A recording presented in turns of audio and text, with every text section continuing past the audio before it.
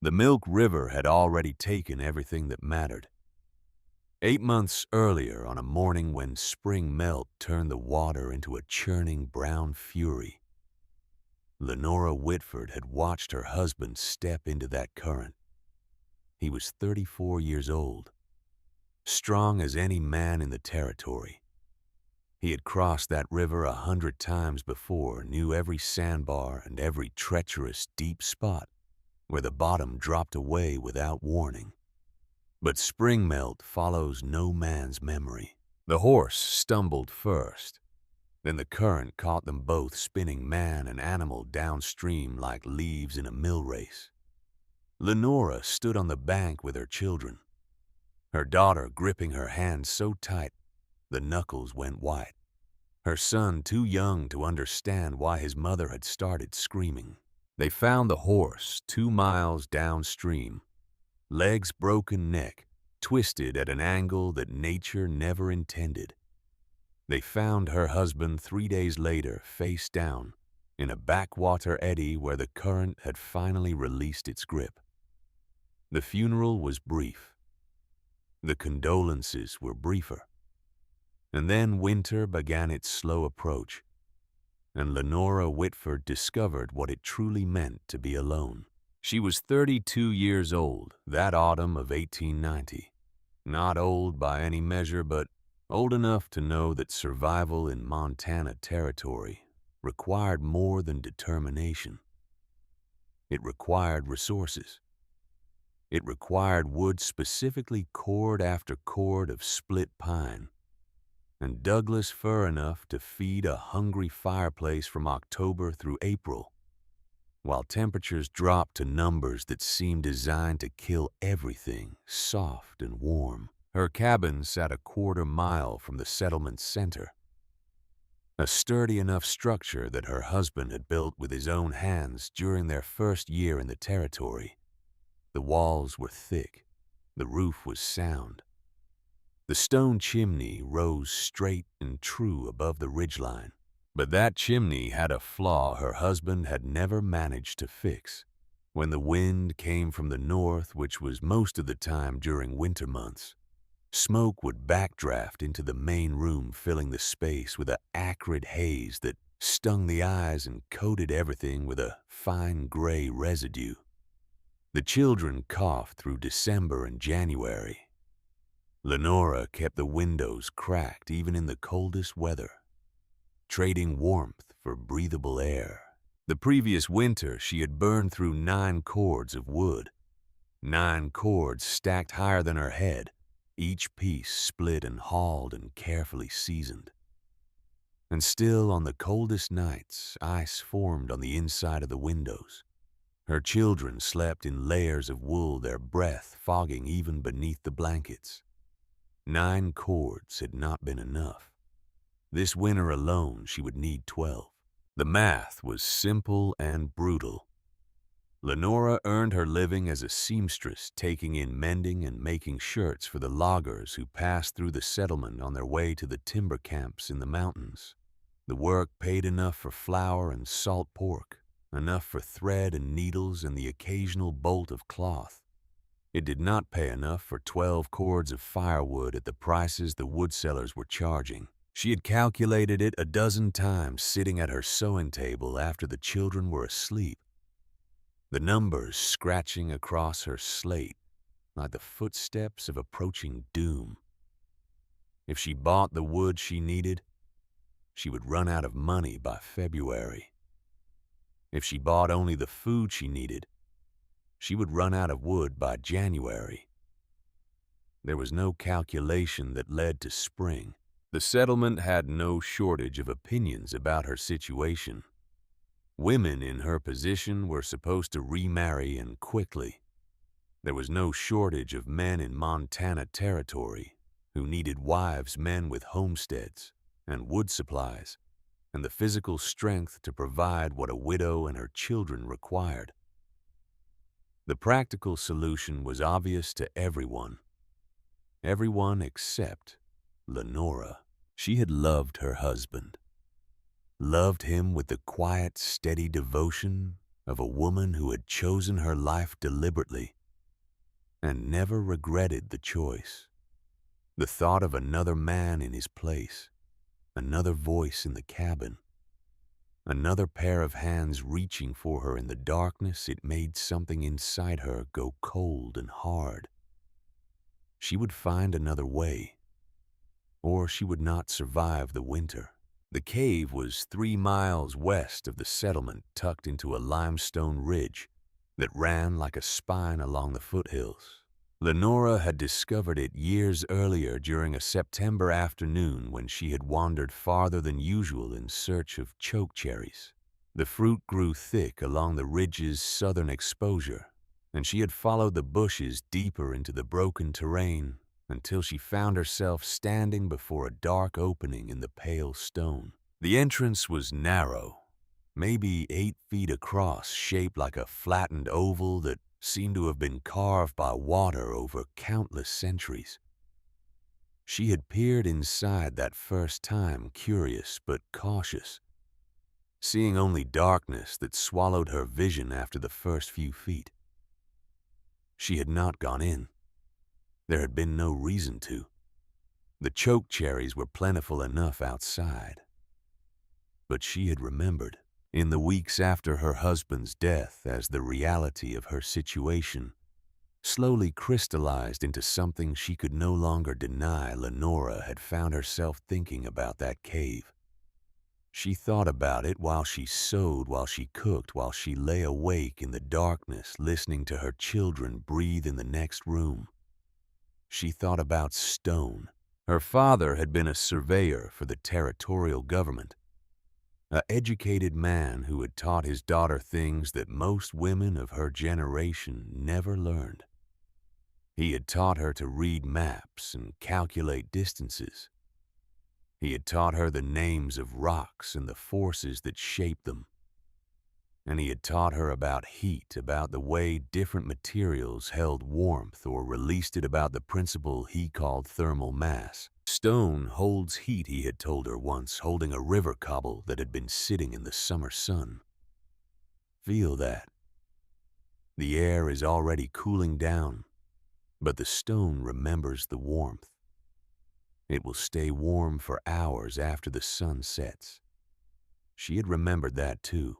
In early September, 3 weeks before the first frost, Lenora walked the 3 miles to the limestone ridge. She brought a lantern and a length of rope, though she was not sure what she intended to do with either. She told herself she was only looking, only curious, only exploring an option that would almost certainly prove impossible. The cave mouth faced southeast, sheltered from the prevailing north winds by a stand of Douglas fir that had somehow taken root in the rocky soil. The morning sun would strike the entrance directly in winter, warming the stone before swinging west across the ridgeline. She lit her lantern and stepped inside. The air changed immediately. Outside, the September morning was crisp and bright, carrying the first hints of autumn's approaching chill. Inside the cave, the temperature dropped several degrees, but it was a different kind of cold than the cutting wind outside. This cold was stable, constant. The stone itself seemed to breathe a cool steadiness that neither rose nor fell. Lenora walked deeper, walked. The entrance passage ran straight back for perhaps 15 feet, before the ceiling rose and the walls spread apart. She found herself standing in a chamber that surprised her with its size. 20 feet across at least, maybe more. The ceiling arched overhead to a height of 12 feet at the center, sloping downward toward the back, where the cave narrowed and eventually ended in a solid wall of limestone. She estimated the total depth at 40 feet, maybe slightly more. The floor was rough, but mostly level, scattered with small stones and the accumulated debris of centuries. Mineral stains painted the walls in colors that her lantern turned to shades of rust and cream. Water had shaped this place over time spans she could not comprehend, carving out a hollow in the living rock that now stood empty and waiting. She checked for water. This was crucial. A wet cave would be worse than useless, would breed the kind of dampness that seeped into lungs and joints and never quite released its grip. She found moisture near the entrance where fissures in the rock allowed rainwater to seep through during storms. Small pools collected in depressions reflecting her lantern light like scattered coins. But deeper in past the first 20 feet, the stone was dry. She ran her hands along the walls and felt nothing but cold, solid rock. She examined the floor and found no trace of standing water, no staining that would indicate seasonal flooding. The back of the cave was dry, consistently, reliably dry. She stood there for the long time, her lantern casting shadows that danced like living things across the ancient stone. The silence was absolute. The outside world had ceased to exist. There was only this chamber, this hollow in the earth, this space that human beings had probably walked past for 10,000 years without ever considering what it might offer. Lenora considered it now. Thermal mass. 60 feet of solid limestone surrounded this chamber, on all sides except the entrance. 60 feet of rock that had been absorbing the Earth's constant temperature since before her grandparents were born, since before the first white settlers had crossed the Mississippi, since before anything that called itself America had existed. That rock would not freeze in winter. It could not. The earth itself prevented it maintaining a temperature in deep stone that remained constant, regardless of what the air above was doing. If she could capture that constancy, if she could build something that worked with the cave instead of against it, if she could create a space that held heat instead of bleeding it away through thin walls and drafty windows and a chimney that seemed designed to vacuum warmth straight into the sky, the idea began to take shape.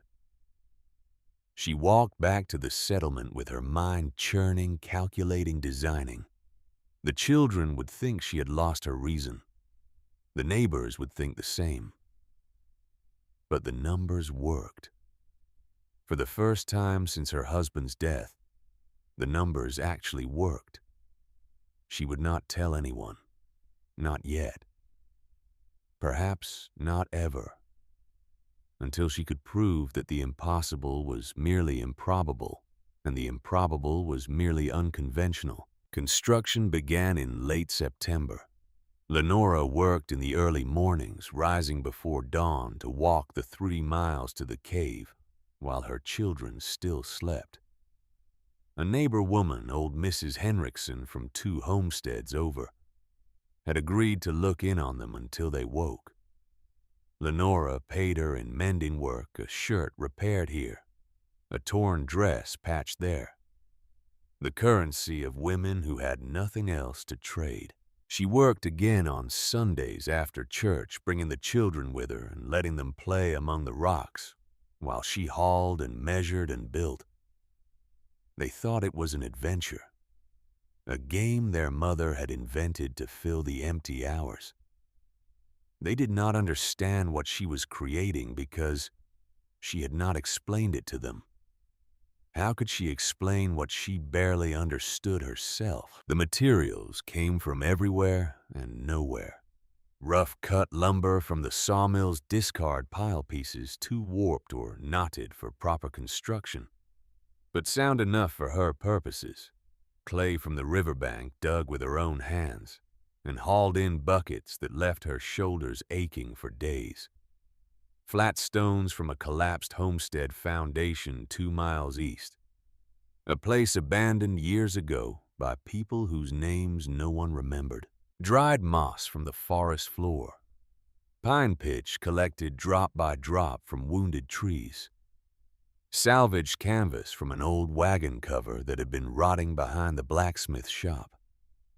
Fire bricks, 8 of them traded for 2 months of mending work from a German family who had brought them from the old country and no longer had use for them. Everything had a purpose. Nothing was wasted.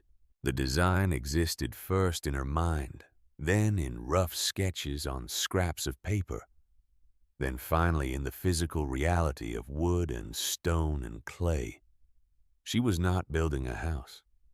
The cave was already a house that nature had spent millions of years constructing. She was building a room within that house, a space that would capture and hold the warmth she generated instead of letting it bleed away into the infinite cold. The outer structure went up first. A rectangular frame of salvaged lumber positioned 15 feet back from the cave entrance where the ceiling height was still generous. 14 feet long, 10 feet wide, 8 feet tall. Tight enough to heat efficiently with a small fire. Large enough for 3 people to live without crushing each other. But the walls were not simple. A single layer of planks would transfer heat to the surrounding cold almost as fast as she could generate it. She had seen this in the cabin, felt the chill radiating from walls that were supposed to protect her from the elements. Wood conducted heat better than she had ever realized, pulling warmth from the interior and releasing it into the endless appetite of winter air. So she built double walls. The inner wall went up first. Vertical planks, gaps between them chinked with clay and dried moss until no light showed through. Then, 12 inches farther out, a second wall. The same construction, the same careful sealing of every crack and gap. The space between became a dead air chamber, a barrier of emptiness that heat could not cross, because there was nothing to conduct it. She filled that gap partially with dried grass and pine needles, materials that trapped air pockets and slowed heat transfer even further. The insulation cost nothing but labor, and labor was the one thing Lenora had in abundance. The floor required equal deliberation. The cave floor was solid rock, which meant it would pull heat from any warm body that touched it through simple conduction. A person standing on cold stone loses warmth through their feet faster than most people realize. The same principle that made the cave's constant temperature an asset would become a liability if she did not account for it. So she built a thermal battery. Flat stones collected over weeks of searching were laid directly on the cave floor in a careful mosaic. These would absorb heat from the room above and release it slowly over time. But they would not touch the living space directly. Above the stone layer, Lenora built a raised wooden floor with a 4-inch gap separating it from the thermal mass below. Cold air would sink through the floorboards and settle in that gap, trapped against the stone where it would gradually warm. Warm air would rise into the living space, replaced by more cold air sinking down. A constant, gentle circulation that used the stone's stored heat without requiring direct contact. The ceiling followed the same double-layer principle. Boards covered with salvaged canvas, then more boards above that. Heat rising from the living space would warm the ceiling, but the air gap would prevent it from escaping into the cold upper reaches of the cavern. The entrance required special consideration. A door opening directly from the living space to the cave would create a thermal highway. Warm air flooding out every time someone entered or exited, cold air rushing in to take its place. In a cabin, this was unavoidable. In the cave, she could do better. Lenora built a vestibule, a small passage 5 feet long that created an airlock between the interior room and the cave proper. 2 doors, one at each end, never both open at the same time. Cold drafts from outside would hit the outer wall of the vestibule and lose their momentum before reaching the inner door. The warm air inside would remain warm, but all of this, every board and stone and strip of canvas, would mean nothing without heat to capture in the first place. This was where Lenora's design diverged most radically from anything the settlement had seen before. She did not build a fireplace. A traditional fireplace was essentially a hole in the wall connected to a vertical chimney. Yes, it provided heat through radiation and convection, but it also created a powerful draft that sucked warm air from the room and sent it straight up and out into the sky. For every unit of heat a fireplace produced, it pulled 2 or 3 units up the chimney and into oblivion. This was why cabins with roaring fires still felt cold 3 feet from the hearth.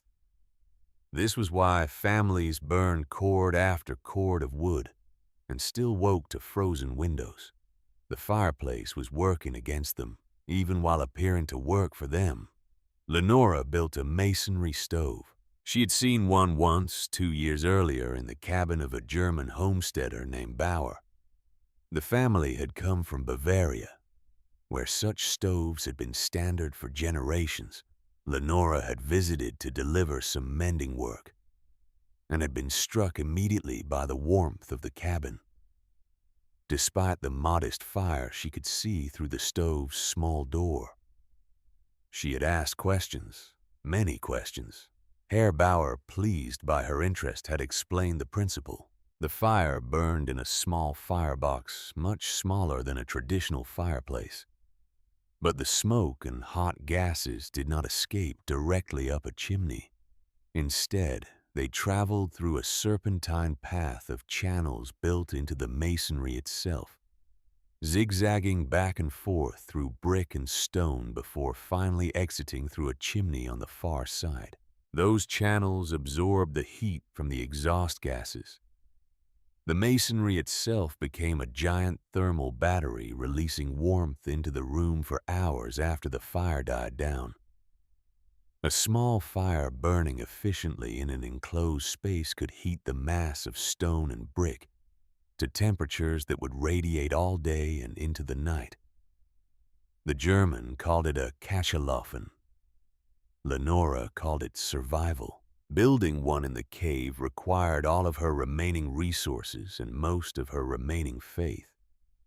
The fire bricks she had traded for formed the core of the firebox. Flat river stones mortared with clay created the channels.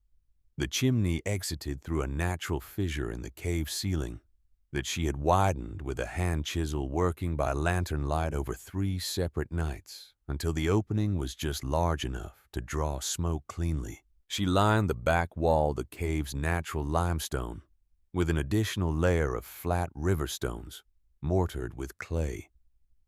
This became a radiant wall positioned to absorb heat from the masonry stove and release it slowly over time. The stone behind would absorb heat from that wall and radiate it even more slowly, layers within layers, mass holding energy that would otherwise vanish. 4 separate sources of retained heat working together. The masonry stove itself, the radiant back wall, the stone floor, the limestone cave walls beyond. It was not elegant. It would not win any prizes for beauty or craftsmanship. The walls were rough. The floor was uneven. The masonry stove looked like something a child might build, from river rocks and determination. But thermodynamics does not care about appearances. Physics works regardless of aesthetics. Heat moves from warm to cold always, everywhere, without exception. Lenora had not invented anything new. She had simply arranged old principles in a configuration that worked with her environment instead of against it. She finished construction in early November, just as the first hard freeze arrived. The settlement had noticed her disappearances by then, Women talked especially about other women who behaved in ways that deviated from established patterns. Where was the Whitford widow going every morning before dawn? What was she doing out by the ridge every Sunday afternoon? Why did she come home with clay under her fingernails and sawdust in her hair? The explanations people invented were more creative than the truth. Some thought she had taken a lover, some hermit or outcast living in the hills who she visited in secret. Others suspected she had found gold or silver that she was working a claim and hiding her discovery until she could file proper papers. A few wondered if grief had unhinged her mind entirely, if she was wandering the wilderness in some kind of fugue state that would eventually end in tragedy. No one guessed the truth. No one imagined that a widow with 2 children would voluntarily abandon a proper cabin to live in a hole in the ground. The truth emerged on November 9th when Lenora Whitford loaded her children and her possessions onto a borrowed wagon and drove 3 miles west to a limestone ridge that most people in the settlement had never bothered to visit.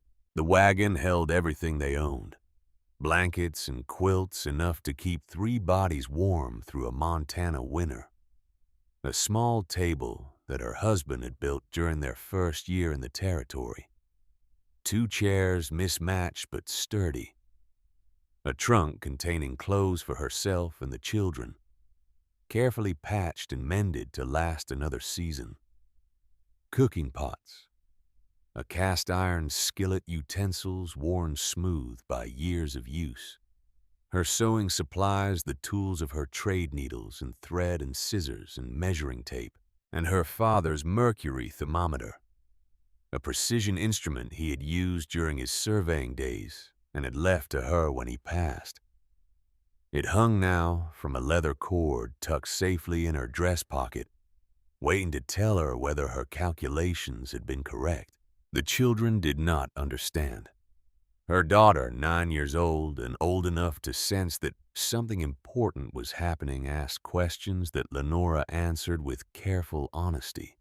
Her son, barely 6, treated the move as an adventure, bouncing on the wagon seat and pointing at birds, and having no conception that his mother was gambling their lives on an idea that every sensible person in the territory would consider madness. They arrived at the ridge in late afternoon, the sun already beginning its descent toward the mountains to the west.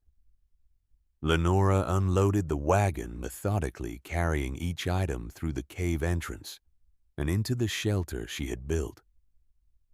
The children explored their new home with the uncritical enthusiasm of youth, finding wonder in the stone walls and the strange acoustics and the way their voices echoed in the larger cavern beyond. By nightfall, everything was in place. The blankets were arranged on the sleeping platform Lenora had constructed against one wall. The table stood in the center of the room, the chairs positioned where the family would take their meals. The cooking supplies were organized near the masonry stove ready for use. Lenora stood in the center of her creation, her children already drowsy from the long day, and considered what she had done. She had abandoned a proper cabin, a structure with walls and windows and a door that opened onto a settlement where other human beings lived. She had moved her family into a cave, a hole in the earth, that people walked past without a second glance, because living in caves was something that belonged to prehistory, to the time before civilization, to the desperate days before humanity learned to build proper homes. If she was wrong, if the design did not work, if the winter proved too harsh or the construction too weak, she would have proved every critic right. The widow who had lost her mind, the mother who had endangered her children, the woman too proud or too stubborn to accept the help that any sensible person would have embraced.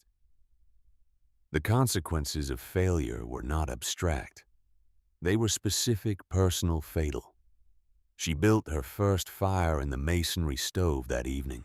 3 split logs, not the armload that her cabin fireplace had demanded. She arranged them carefully in the small firebox, leaving space for air to circulate, and touched a match to the kindling beneath. The flames caught immediately, climbing through the arranged wood, with an eagerness that spoke to proper seasoning and adequate draft. The smoke drew cleanly. She had worried about this, had lost sleep, imagining scenarios where the chimney refused to function, and her careful construction filled with choking haze. But the natural fissure in the cave ceiling created a draft that pulled the exhaust up and out without hesitation. The fire burned without backflow, without the acrid sting that had characterized every winter in the cabin. Lenora watched the flames through the small door of the firebox, watched the heat climb into the channels she had built from river stones, watched the masonry begin its slow absorption of energy that would have otherwise vanished into the sky. She waited. The children fell asleep first, exhausted by the day's journey, and lulled by the warmth that was beginning to fill the small space. Lenora covered them with blankets and returned to her vigil by the stove, feeding the fire occasionally, watching the thermometer that hung from a nail on the wall. Outside, the November night descended into serious cold. She could hear the wind moving through the Douglas firs that guarded the cave entrance, could feel the temperature dropping as the earth released the heat it had gathered during the short autumn day. But inside, the temperature was rising. 1 hour after lighting the fire, Lenora checked the thermometer. 62 degrees Fahrenheit. She checked it again, certain she had misread in the flickering light. But the mercury was clear, the reading unmistakable. 62 degrees achieved with 3 split logs and an hour of patient burning. In the cabin on a night like this, she would have needed an armload of wood and 2 hours of continuous burning just to reach 50 degrees. The fireplace would have roared and consumed, and sent most of its heat straight up the chimney, while the walls leaked whatever warmth remained into the endless cold outside. Here, in this rough chamber of salvaged wood and river stone, 3 logs had done what 3 times as many had failed to do in the cabin. Lenora sat down heavily in one of the chairs, her legs suddenly weak, her hands trembling with something that might have been relief or exhaustion, or the beginning of tears. She had not allowed herself to shed since the day they pulled her husband's body from the river. The design worked. The numbers worked. For the first time in 8 months, Lenora Whitford allowed herself to believe that she and her children might survive the winter. She let the fire burn down to coals and did not add more wood. This was part of the test. Perhaps the most important part. Any stove could heat a room while actively burning. The question was what happened afterward. How long would the warmth last? How quickly would the cold reclaim its territory? She checked the thermometer at midnight. 64 degrees. The masonry was still releasing the heat it had absorbed. She checked again at 3 in the morning after waking from a sleep deeper and more restful than any she had managed since April. 61 degrees. The fire had been out for 5 hours and the room was still warmer than her cabin had ever been with a fire actively burning. Her children did not stir. They slept peacefully, their breathing slow, and even their small bodies relaxed beneath blankets that were not needed for survival, but merely for comfort. They were not shivering. For the first time since they were born, her children had slept through a November night without shivering. The news reached the settlement within days, as news always does in small communities where privacy is a luxury that no one can truly afford. The Whitford widow had moved into a cave. Not a cabin near a cave, not a shelter beside a cave, but actually inside the cave itself, living underground like a badger or a bear or some creature that belonged to the old world before people learned better. The reactions were predictable in their variety and uniform in their skepticism. Most people said nothing to Lenora's face. She was a widow after all, and direct cruelty would have violated the community's sense of basic decency. You did not mock a woman who had buried her husband and was struggling to raise 2 children alone, not openly, not where others could hear and judge your character by your words. But the comments circulated nonetheless, traveling through the settlement like smoke through a drafty cabin, finding every crack and crevice where gossip could take hold. Living in a cave like animals. What kind of mother raises children in a hole in the ground? That stone is going to weep moisture all winter long. They will catch pneumonia before Christmas. She has lost her mind, poor thing. Grief does that sometimes. It was only a matter of time. Hiram Caldwell was not constrained by the community's unwritten rules of discretion. The carpenter had built half the cabins in the settlement over the past 15 years. He took pride in his work, pride in the structures that bore his mark, pride in the knowledge that families were safe and warm inside walls he had raised with his own hands. He had offered once to repair the chimney in Lenora's cabin, to fix the backdraft problem that she had complained about to anyone who would listen. She had declined. She could not afford his fee, she had said. She would manage another winter with the chimney as it was. Now she had abandoned the cabin entirely, abandoned the solid construction of wood and stone and proper craftsmanship for a hole in the ground. The rejection felt personal, even if Caldwell would never have admitted as much. He made his opinions clear at the general store on a gray morning in mid-November, speaking loudly enough that everyone present could hear. I have been framing houses for 20 years. You do not put people underground. Air does not circulate properly. Mold sets in within weeks.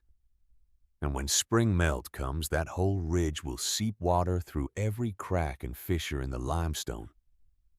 She is going to flood out or suffocate, and those children are going to pay for their mother's stubbornness. The other men in the store nodded along, not because they necessarily agreed, but because Caldwell was a respected figure, and disagreement required a courage that most people reserve for more important battles.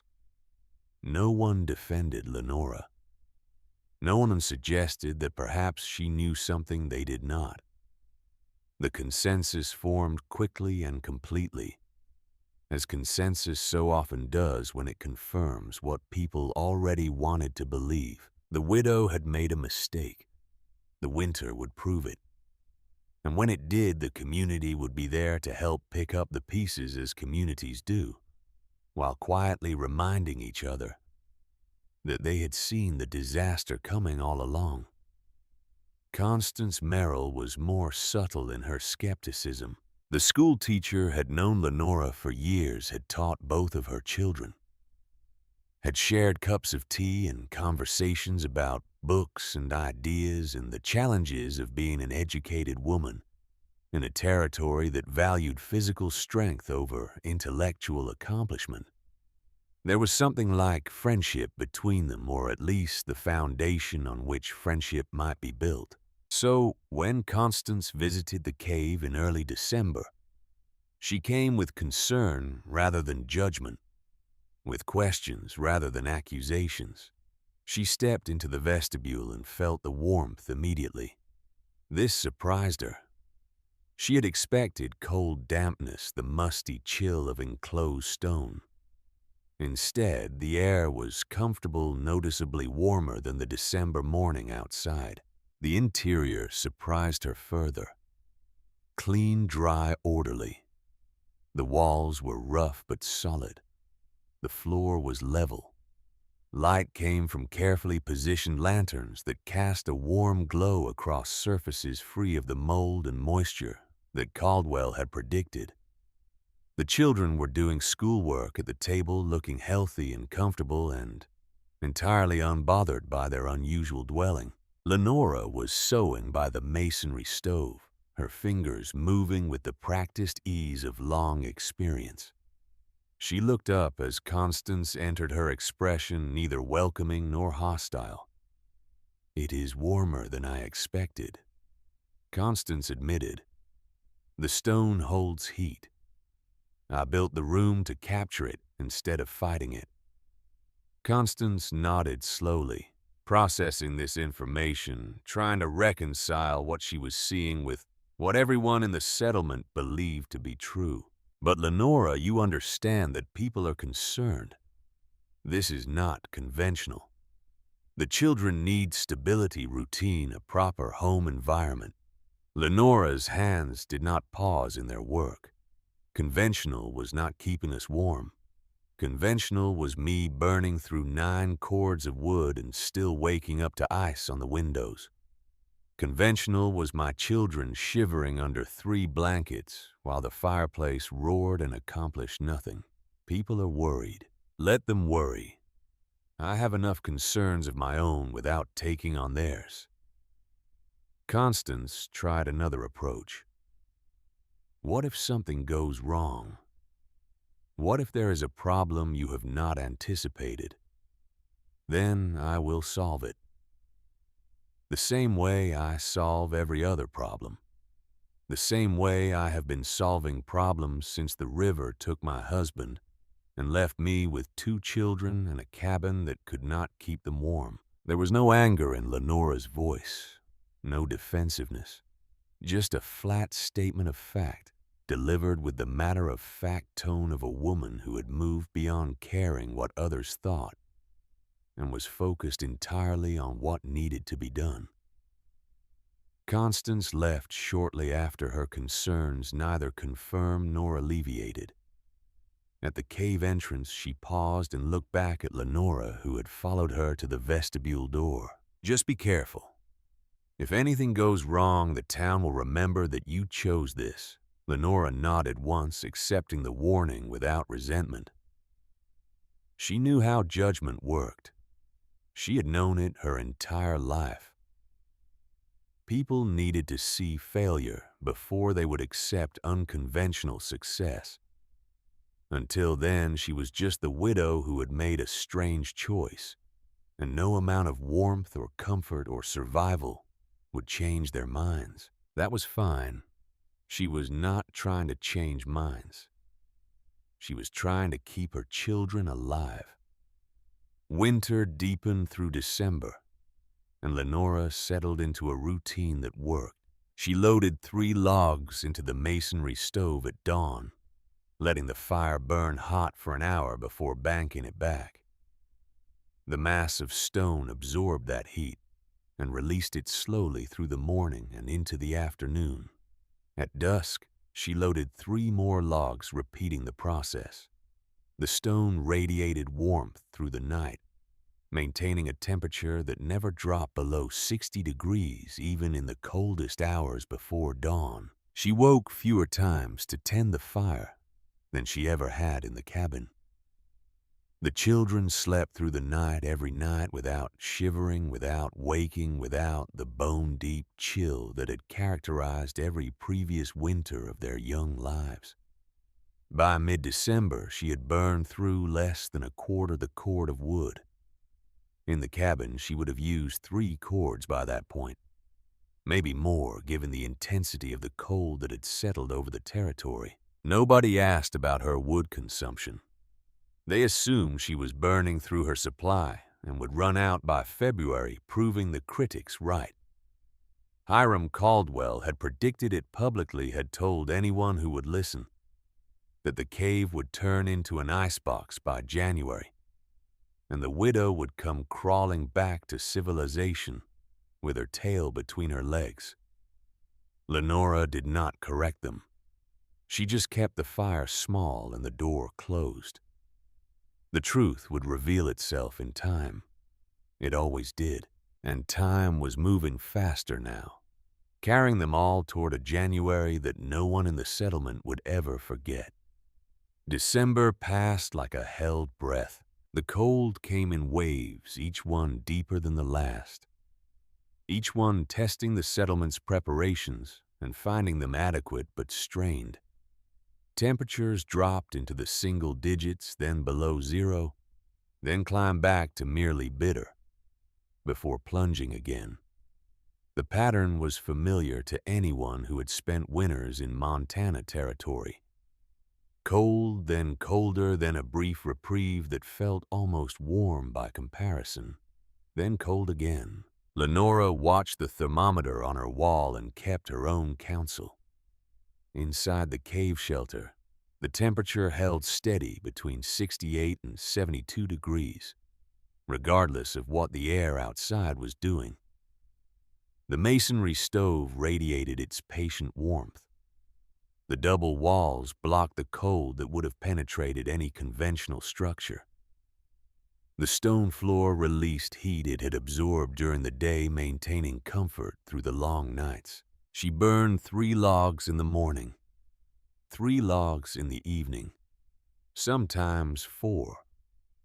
If she was cooking something that required sustained heat, a stew that needed hours of simmering or bread that demanded a hot oven. But never more than that. Never the endless feeding that the cabin fireplace had demanded. Her children had stopped asking when they were going back to the real house. This was the real house now. This was home. The rough walls and stone floor and flickering lantern light had become as familiar to them as the cabin had ever been. Perhaps more so because this place was warm in a way the cabin had never managed. They did their schoolwork at the table. They played with carved wooden animals that Lenora had traded for at the general store. They slept through the night without shivering. Whatever the settlement thought of her choices, the children had rendered their own verdict through the simple evidence of their comfort. The routine continued through the darkest weeks of December. Lenora sewed during the daylight hours, working by the natural light that filtered through the cave entrance and the vestibule doorway. She had arranged her workspace to catch that light, positioning her chair where the illumination was strongest, saving lantern oil for the evening hours when natural light failed entirely. Customers still came, though fewer than before. Some had stopped bringing their mending to the widow in the cave, uncomfortable with the journey, or uncertain about entering a dwelling that seemed to violate the natural order of things. But others came specifically because of the cave, curious to see what the strange woman had built, willing to pay for alterations they did not particularly need, just to have an excuse to step inside and look around. Lenora accepted their curiosity without comment. She showed them the masonry stove, explained the double walls, demonstrated how the vestibule prevented drafts. Most nodded politely and left with their mended clothes and their private opinions intact. A few asked questions that suggested genuine interest, and to these Lenora gave genuine answers. The knowledge was not secret. The principles were not proprietary. Anyone with lumber and stone and determination could build what she had built. The cave helped certainly. The natural insulation of 60 feet of limestone was an advantage that could not be replicated in an open field. But the core concepts worked anywhere. Double walls with dead air between them, thermal mass to absorb and release heat, a masonry stove that captured exhaust energy instead of venting it to the sky, an airlock entrance to prevent draft infiltration.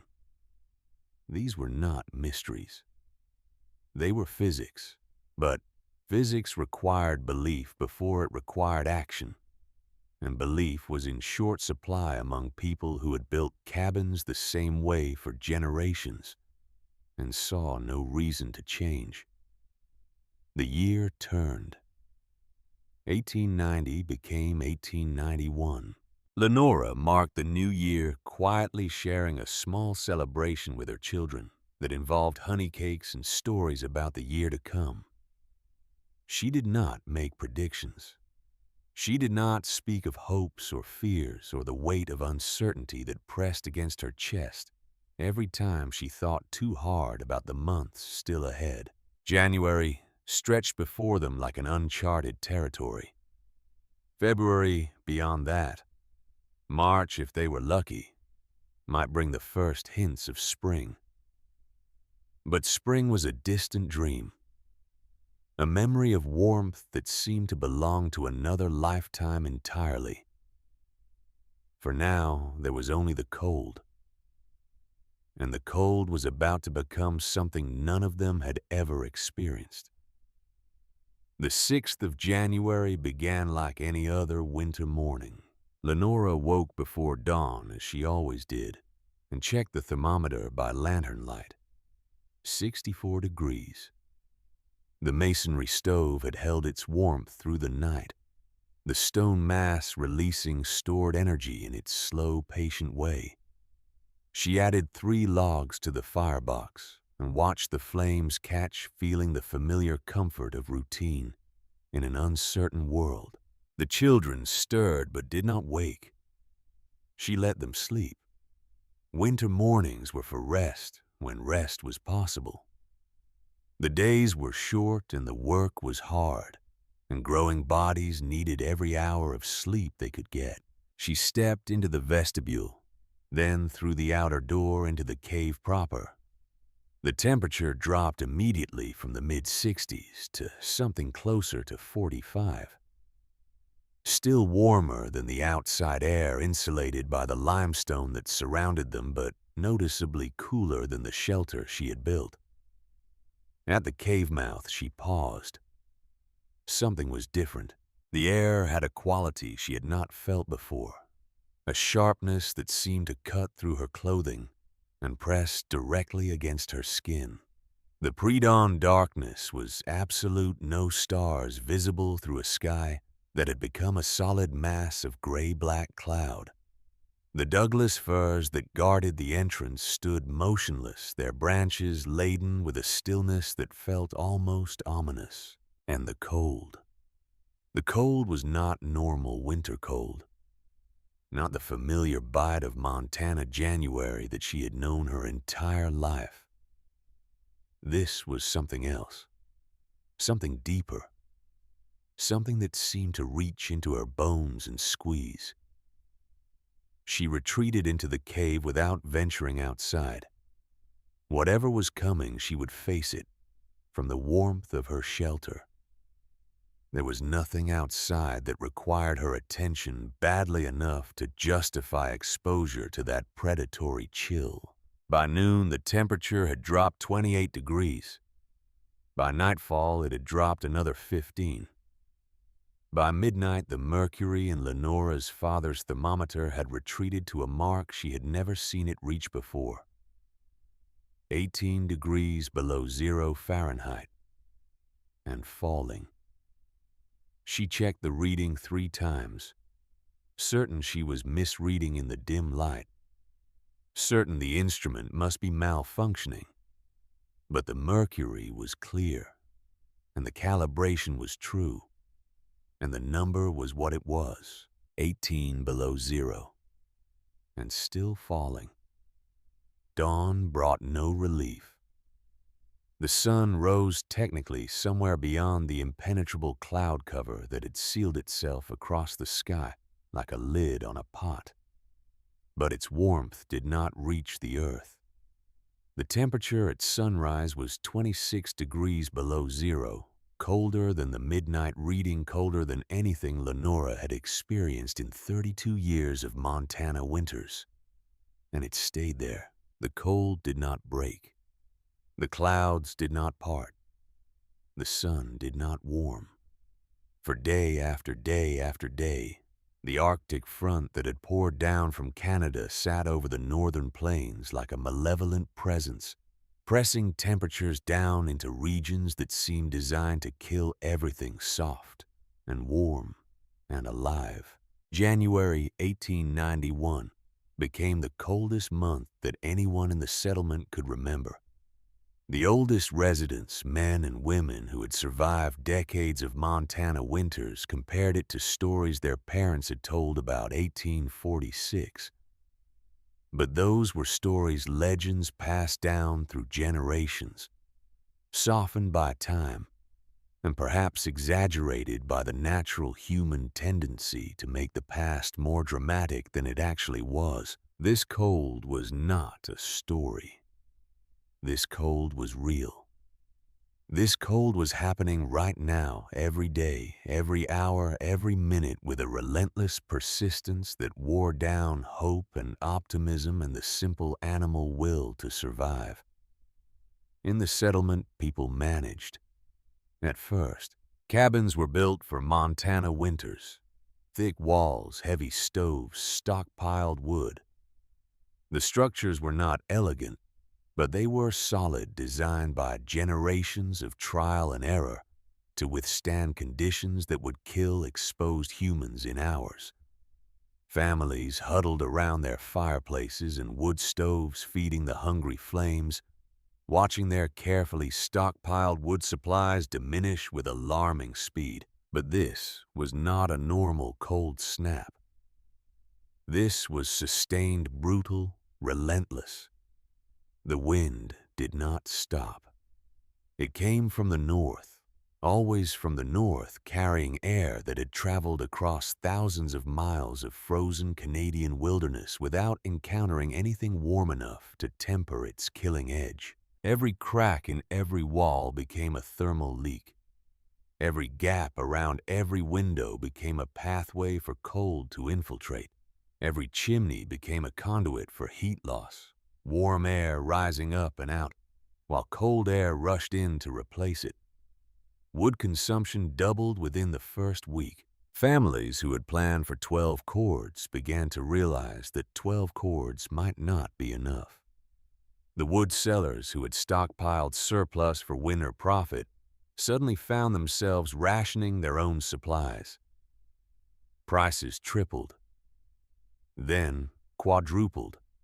Men who had sold their extra wood in December for easy money were now burning furniture to keep their families alive. The Gunderson family lived in a well-built log cabin a mile south of the settlement center. Henrik Gunderson had constructed it himself, using techniques his father had taught him in the old country. The walls were thick. The chinking was sound. The fireplace was large and drew cleanly under normal conditions. Normal conditions no longer applied. They burned 8 logs before breakfast just to keep the interior temperature above freezing. 8 logs, and still the water bucket by the door developed a skin of ice by mid-morning. The children slept in a huddle, all 4 of them in one bed, with hot stones wrapped in cloth pressed against their backs and their feet, and any other part of their bodies that could absorb the fading warmth. Mrs. Gunderson told a neighbor during one of the brief exchanges that still occurred when necessity forced people outside that they were going through a cord of wood every 4 days. At that rate, they would not make it to March. They would not make it to February. They would run out of wood before the cold broke, and then they would face a choice between freezing in their cabin or abandoning everything they had built and fleeing to the settlement center where communal resources might sustain them a few weeks longer. Neither option felt like survival. Both felt like different flavors of defeat. The chimneys began to fail. This was something no one had anticipated. Chimneys were supposed to be the one reliable component of winter heating the vertical channels that drew smoke up and out, while allowing heat to radiate into living spaces. They had worked for generations. They had worked through every previous winter. There was no reason to think they would stop working now. But the extreme cold created conditions that normal construction had never been designed to handle. Temperature inversions formed over the settlement layers of cold air, trapped beneath even colder air, preventing the natural convection that chimneys depended on. Smoke that should have risen up and out instead pooled and stagnated and began to push back down into the cabins below. Families woke choking. They stumbled outside into the killing cold, coughing and gasping, their eyes streaming tears that froze on their cheeks before they could wipe them away. Some retreated to their cabins and tried to endure the smoke. Others built fires outside, accepting the risk of frostbite as preferable to suffocation. 2 cabins caught fire during the first week of the deep freeze.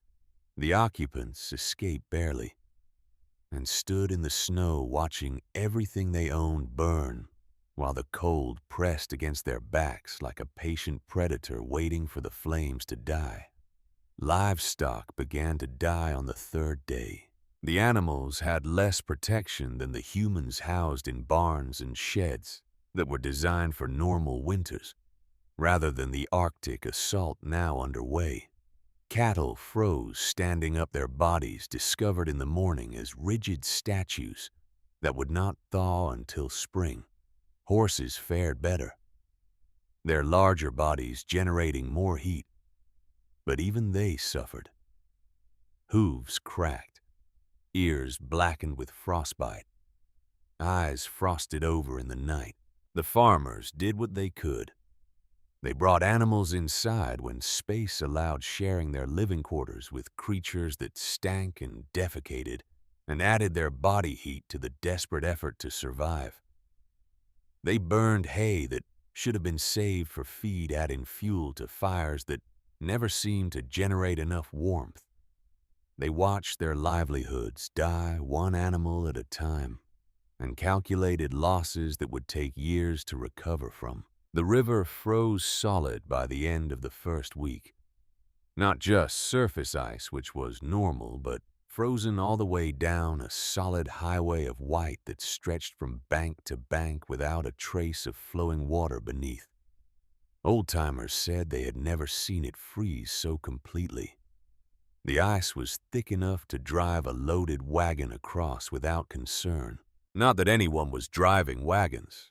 Not that anyone was going anywhere they did not absolutely have to go. Movement meant exposure. Exposure meant cold.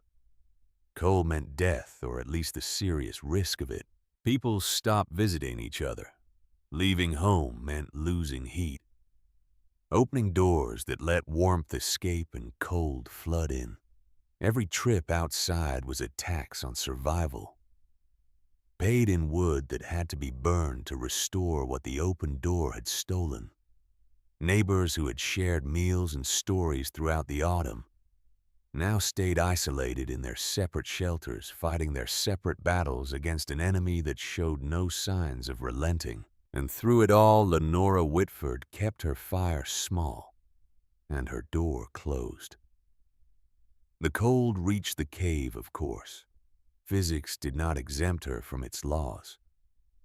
The air in the outer cavern dropped below freezing, forming delicate ice crystals on the stone walls, where moisture had seeped through fissures near the entrance. The vestibule temperature fell to the low 40s, then the high 30s, hovering just above the freezing point that would have made passage uncomfortable. But the shelter held. The double walls blocked the cold that was trying to penetrate. The dead air chamber between the layers refused to conduct heat outward, maintaining the barrier that separated interior warmth from exterior freeze. The masonry stove released its stored energy in a slow, steady flow, heating the stone mass that surrounded it, radiating comfort into a space that remained between 75 and 80 degrees, regardless of what the world outside was doing. Lenora added an extra log to her morning routine, 4 instead of 3. An extra log in the evening as well. The adjustment was minor, almost negligible compared to what her neighbors were burning. But she was careful, conservative, unwilling to consume resources faster than absolutely necessary. Her wood supply held steady. The pile she had stockpiled in the outer cavern, protected from snow and moisture by the limestone overhead, diminished slowly, rather than rapidly. At her current rate of consumption, she would reach spring with reserves remaining. She would not run out. She would not face the desperate choices that were already destroying families throughout the settlement.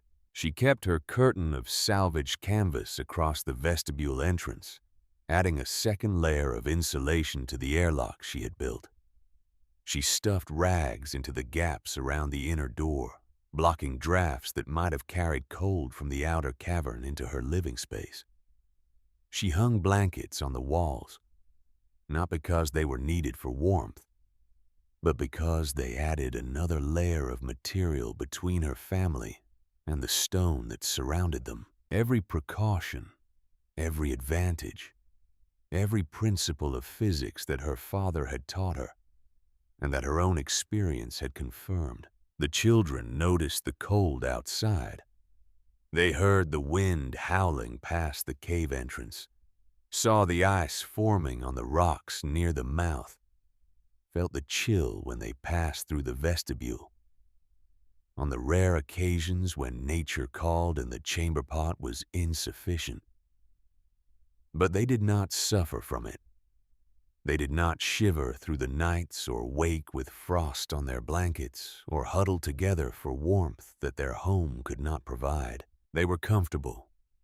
They were safe. They were warm. And outside the world was dying. Hiram Caldwell's chimney cracked on the 9th day of the deep freeze. The carpenter had built his own home naturally, applying the same techniques he used for his paying customers. The structure was solid, well-constructed, representative of the best that conventional building practices could achieve. The chimney was stone properly mortared, designed to draw smoke cleanly and radiate heat into the main room. But stone expands and contracts with temperature changes. The mortar that held the stones together was strong but not infinitely flexible. And the temperature swings during the deep freeze were more extreme than anything the chimney had been designed to handle. The crack appeared on the night when the temperature outside fell to 31 below zero. The stone liner that formed the interior of the chimney split along a vertical seam, opening a gap that allowed smoke to bypass the intended path and flood directly into the main room. Caldwell woke choking at 2 in the morning. His wife was already coughing, struggling to breathe, her eyes streaming tears that she could not stop. The children were crying in the next room, their small lungs overwhelmed by the toxic haze that had filled every corner of the cabin. He threw open the door, letting the killing cold rush in, letting the smoke rush out, trading one form of death for another. The family stumbled outside in their nightclothes, standing in snow that reached their knees, watching smoke pour from every gap and seam in the cabin that had been their home for 15 years. It took an hour to clear the worst of it. An hour of open doors and broken windows and cold so intense that it burned exposed skin within minutes. An hour of watching the heat they had carefully accumulated escape into the atmosphere, wasted, gone impossible to recover. When the smoke finally cleared enough to re-enter the interior, temperature had fallen to 12 degrees below zero. The water bucket was frozen solid. The bread on the table had become a brick. The fire in the fireplace had died to cold ash, choked out by the same chimney failure that had nearly killed them all. Caldwell could not use the fireplace.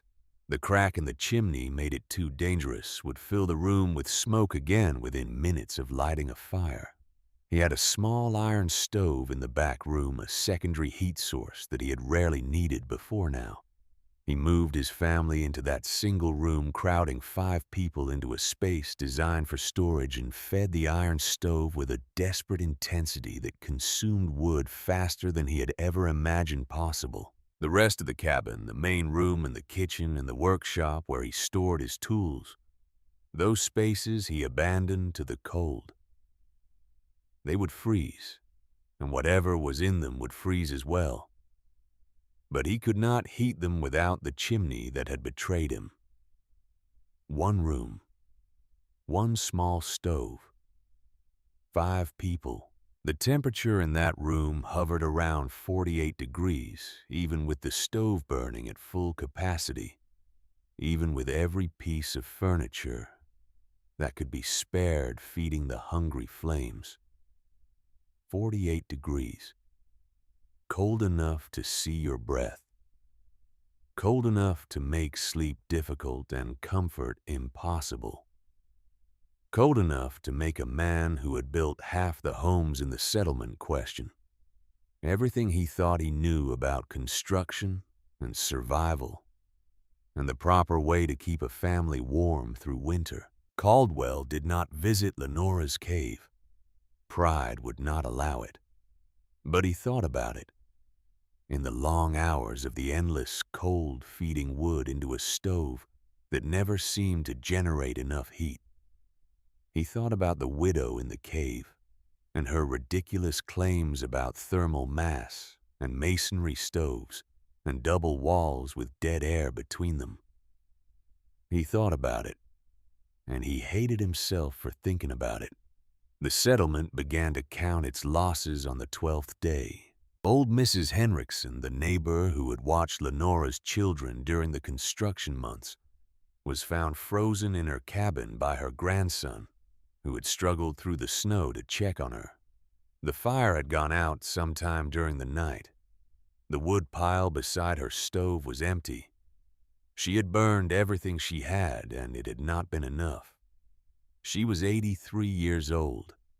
She had survived every winter since 1807. This one had finally defeated her. The Garrett boy, 14 years old and strong as any man in the settlement, lost 3 fingers to frostbite when he went out to feed the family's remaining livestock. He had only been outside for 20 minutes. The cold had found his gloves inadequate and had taken what it wanted. A trapper named Morrison was found 2 miles from his cabin, frozen solid in a snowdrift. He had been trying to check his trap lines, trying to maintain his livelihood, even as the world turned against all forms of life.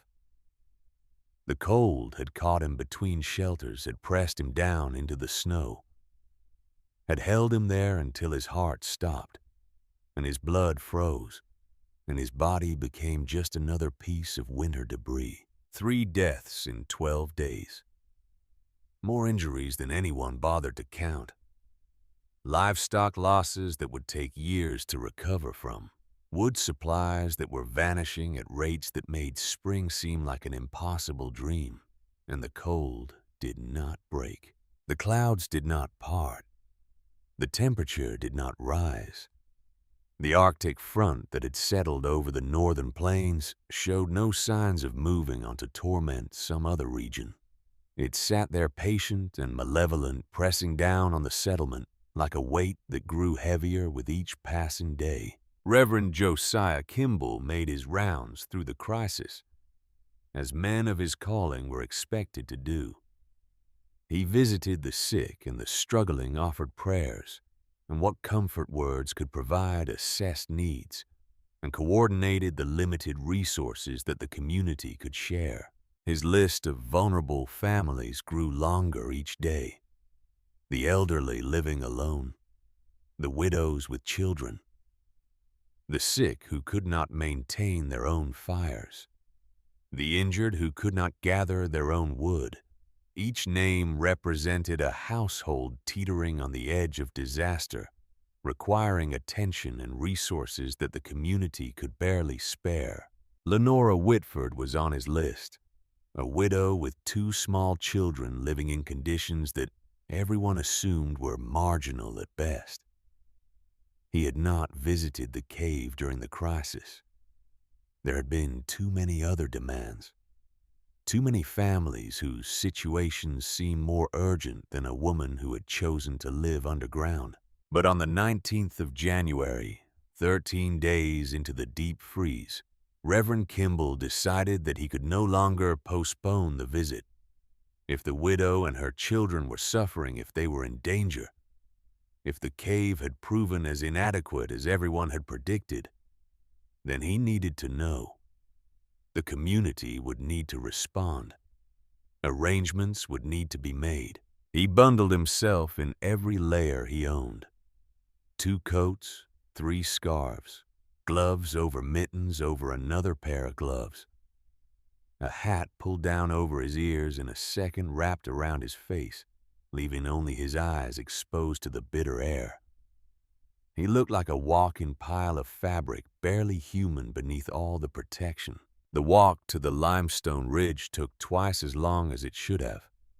The snow was deep and the cold was savage, and every breath burned in his lungs, like he was inhaling fire instead of air. He stopped twice to rest, leaning against trees and questioning the wisdom of the journey, wondering if he would become the next frozen body discovered by a concerned neighbor.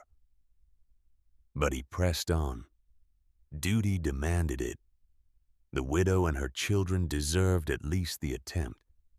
He saw the smoke first. Every cabin in the settlement had a chimney, pumping steady columns of gray-white smoke. Evidence of fires burning hot and desperate, consuming wood, as fast as families could split it. The visual was familiar, almost comforting, a sign that life continued even in the face of impossible cold. The fissure above Lenora's cave was different. A thin wisp of smoke emerged from the crack in the limestone, barely visible against the overcast sky. Intermittent. Occasional. Nothing like the steady plumes rising from every other inhabited structure in the region. Kimball's first thought was that the fire had gone out, that the widow had run out of wood, or the stove had failed, or some other disaster had struck, that he would find her and the children huddled together for warmth, perhaps already too far gone to save, perhaps already joining the list of casualties that this winter was compiling with such terrible efficiency. He hurried his pace despite the cold, despite the exhaustion, despite the voice in his head telling him that hurrying would only deplete his reserves faster. At the cave entrance, he paused. The air was different here. The wind that scoured the hillside, that knife-edge gust that had been cutting through his layers for the entire journey, seemed to slide past the cave mouth without penetrating. The Douglas firs provided some shelter, certainly, but there was more to it than that. The entrance itself seemed to exist in a pocket of relative calm, protected by the stone that surrounded it on 3 sides. He called out, not wanting to startle anyone by appearing unannounced. Lenora appeared from the vestibule within moments. She was wearing a wool dress, simple and practical, the kind of garment she might wear on any winter day. But she was not wearing a coat. She was not wearing a shawl. Her arms were bare from the elbow down. Her hands ungloved, her head uncovered. She looked like a woman who had just stepped out of a warm room on a mild autumn afternoon, not a woman who had been surviving the coldest winter in 45 years in a hole in the ground. "Reverend," she said, nodding a greeting, "come in if you would like. Close the outer door behind you." Kimball stepped into the vestibule and felt the shift immediately.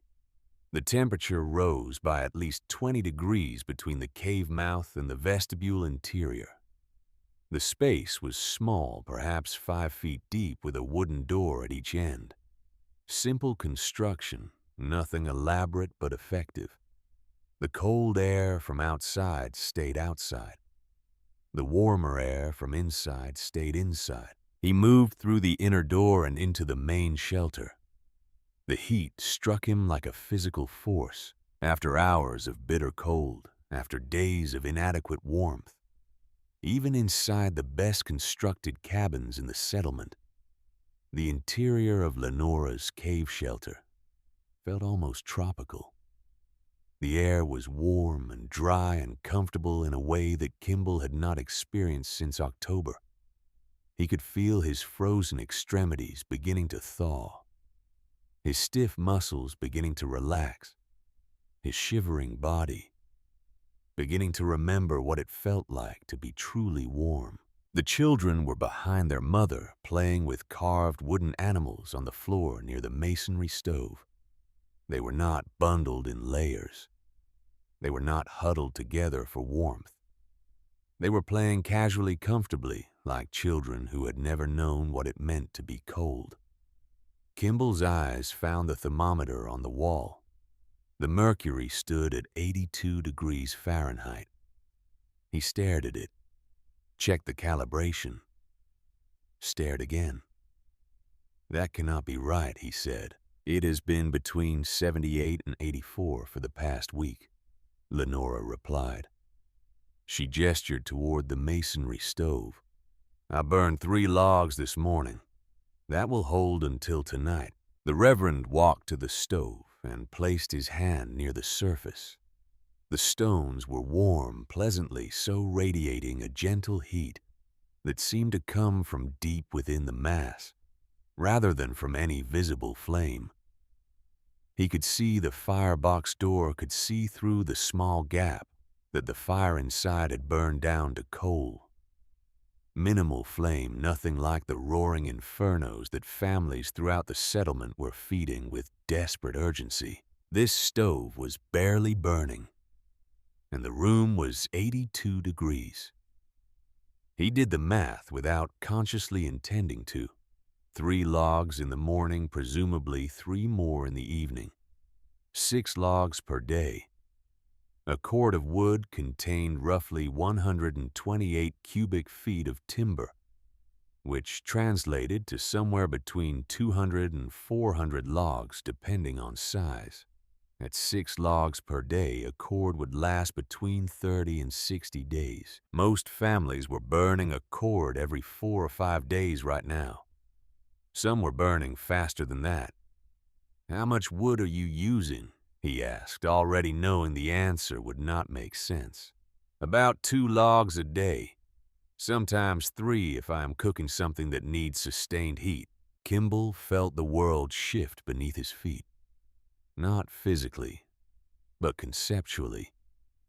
Everything he thought he knew about heating, about winter survival, about the proper way to build and maintain a dwelling in Montana territory.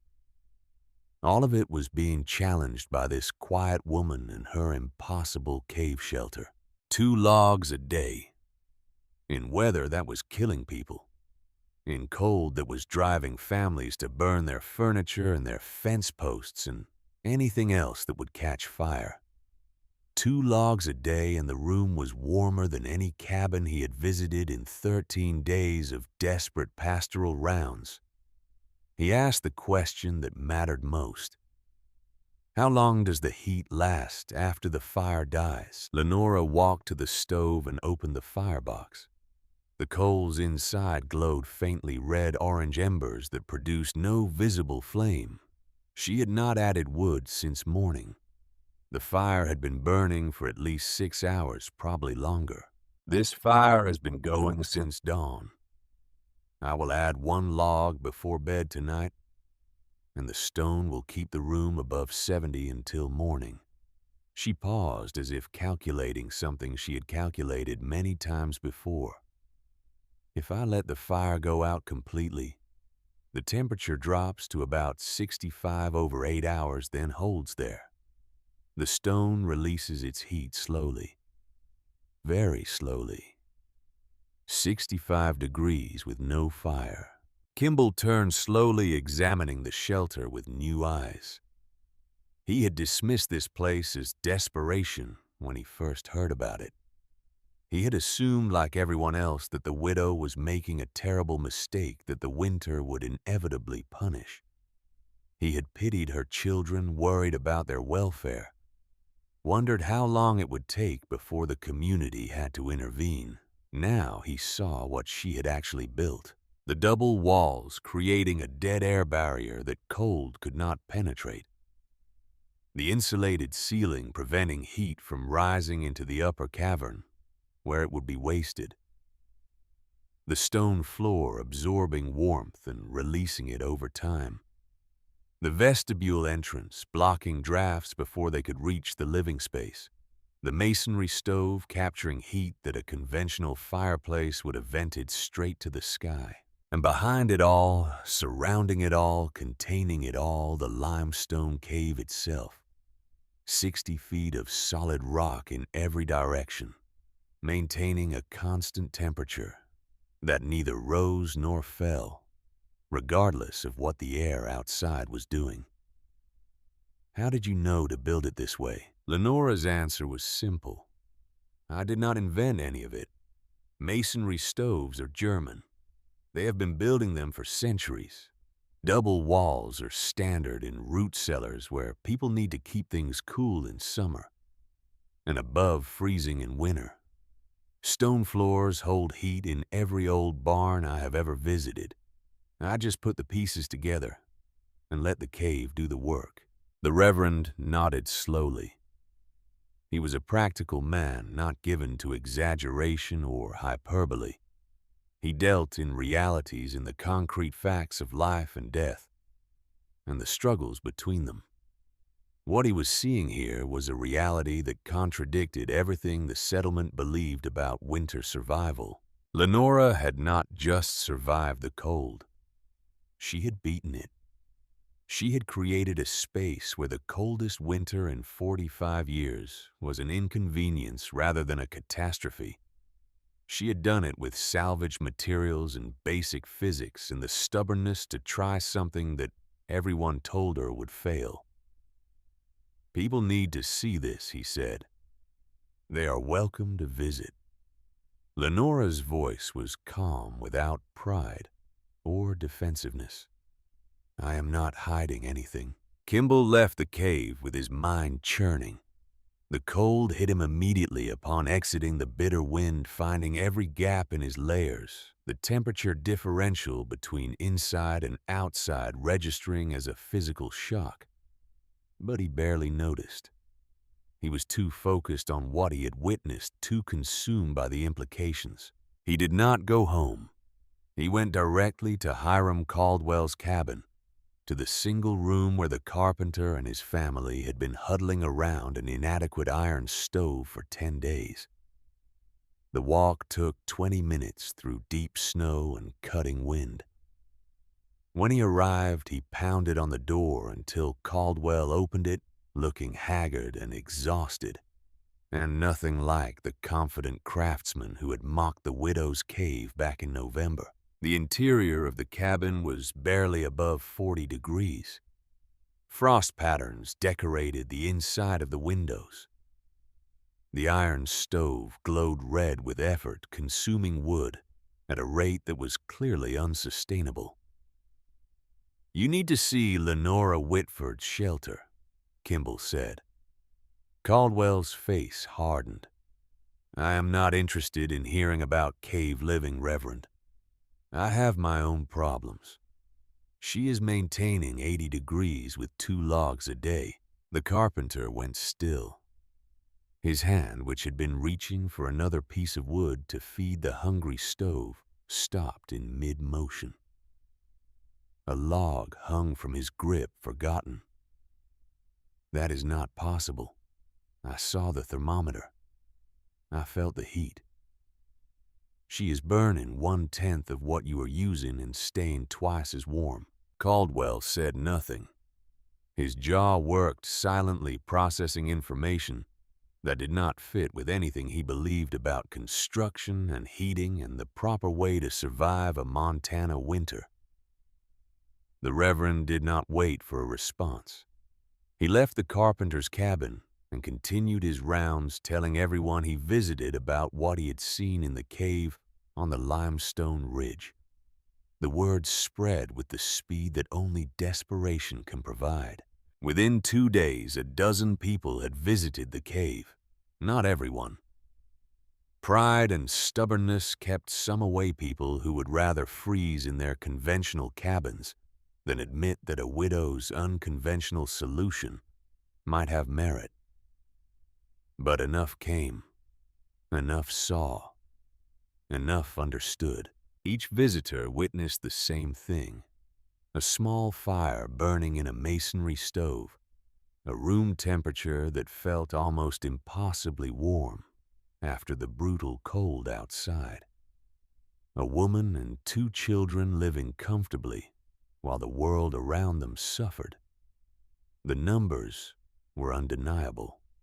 Average cabin temperature during the cold snap, 45 to 55 degrees Fahrenheit, achieved by burning 6 to 8 logs per day, and still barely adequate. Lenora's cave shelter, 78 to 84 degrees, achieved by burning 2 to 3 logs per day, and entirely comfortable. Heat retention after fire-dyed cabins dropped below freezing within 2 to 3 hours without constant feeding. Lenora's shelter held above 65 degrees for 8 hours or more, maintained by the thermal mass that surrounded it on every side. Wood consumption comparison neighbors were using 3 to 4 cords per month. Lenora was using half a cord. The same amount of wood that would have lasted her neighbors a week was lasting her 2 months. The differential was not marginal. It was not a minor improvement that could be attributed to luck or circumstance. It was a completely different thermal reality happening 30 feet from the same wind, the same cold, the same January sky that was killing people and livestock throughout the territory. People started asking questions, not defensive questions born of pride and skepticism, but genuine questions born of desperation and the dawning realization that survival might require abandoning assumptions they had held their entire lives. How thick were the walls? What kind of stone worked best for the floor? Could the masonry stove design be adapted to work in a conventional cabin? Lenora answered everything. She had no proprietary secrets, no interest in gatekeeping knowledge that could help her neighbors survive. The principles worked because physics worked, not because she had discovered something mystical that only she could understand. She drew diagrams on scraps of paper. She explained the importance of dead air chambers. She described how to build serpentine channels in a masonry stove, how to position thermal mass for maximum heat retention, how to create an airlock entrance that would prevent drafts from stealing warmth. The knowledge flowed freely to anyone who wanted it. Not everyone took it. Not everyone was willing to admit that their previous assumptions had been wrong. But some did. Some listened. Some began to understand that survival in a killing winter might require more than bigger fires and more wood. Some began to imagine a different way. And in the bitter cold of the 19th day, with the temperature still holding at 20 degrees below zero and showing no signs of relenting, that imagination began to feel like the only hope anyone had left. The 2nd of February arrived without ceremony. 31 days had passed since the Arctic front descended on the territory. 31 days of temperatures that rarely climbed above zero. 31 days of burning wood faster than anyone had planned, of watching stockpiles diminish, of calculating and recalculating how many days remained before the fuel ran out entirely. The cold had begun to break finally.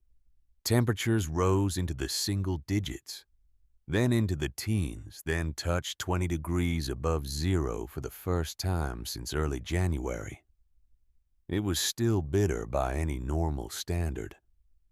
But after what the settlement had endured, 20 degrees felt almost warm. People emerged from their shelters like survivors of a siege, blinking in the pale winter sunlight, assessing damage, counting losses, beginning the slow process of understanding what the past month had cost them. The toll was significant. 11 people had died in the surrounding counties, most from exposure caught outside during the worst of the cold, unable to reach shelter before the temperature claimed them. 2 from cabin fires' desperate attempts to generate heat that had gone catastrophically wrong. 1 from smoke inhalation when a chimney collapsed under the thermal stress. Livestock losses would take years to calculate fully. Cattle frozen in their pens. Horses crippled by frostbite. Chickens that had simply stopped living sometime during the endless cold nights. The economic damage rippled outward from every farm and homestead debts that would take seasons to repay, breeding stock that would take years to replace. Several families had abandoned their homesteads entirely. They had burned through their wood supplies, burned through their savings to buy more at inflated prices, and still found themselves facing the choice between freezing and fleeing.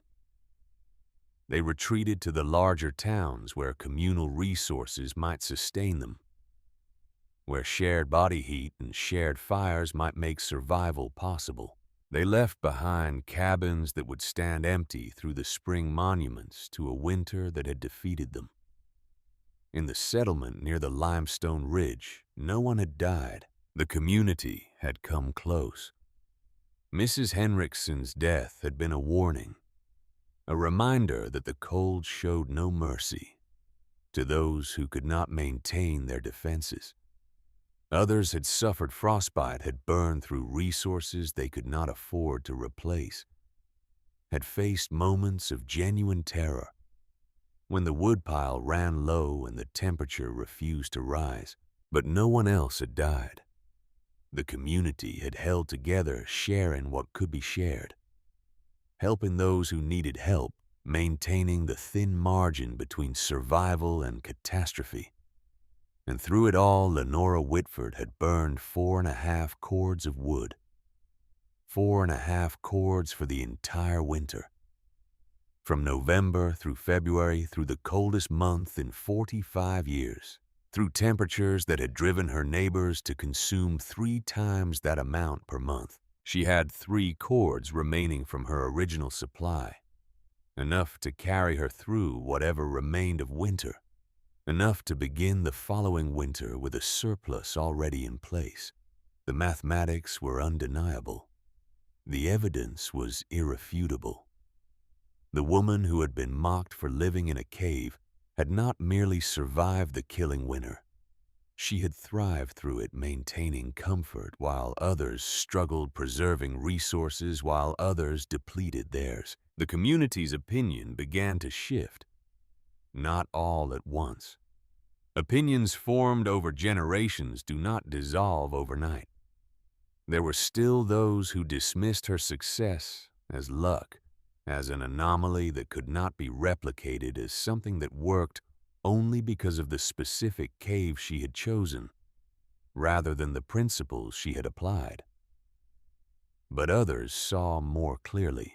They saw a woman who had faced an impossible situation and had found a solution that actually worked. They saw a design that conserved resources rather than consuming them. They saw a different way of thinking about heat, about shelter, about the relationship between human beings and the winter that tried to kill them every year. By April, the cave shelter had become a point of pilgrimage, not in any formal sense. No one organized tours or published articles or declared Lenora Whitford a genius of thermal engineering. But people came. Steadily, persistently, they made the 3-mile walk to the limestone ridge to see what the widow had built. They came from the settlement. They came from surrounding homesteads. They came from towns 20 and 30 miles away, people who had heard stories about a woman who had maintained 80 degrees through the coldest winter anyone could remember. Each visitor saw the same things that Reverend Kimball had seen in January: the double walls, the masonry stove, the vestibule airlock, the stone floor that served as a thermal battery, the careful, deliberate design that worked with physics rather than against it. Each visitor asked questions.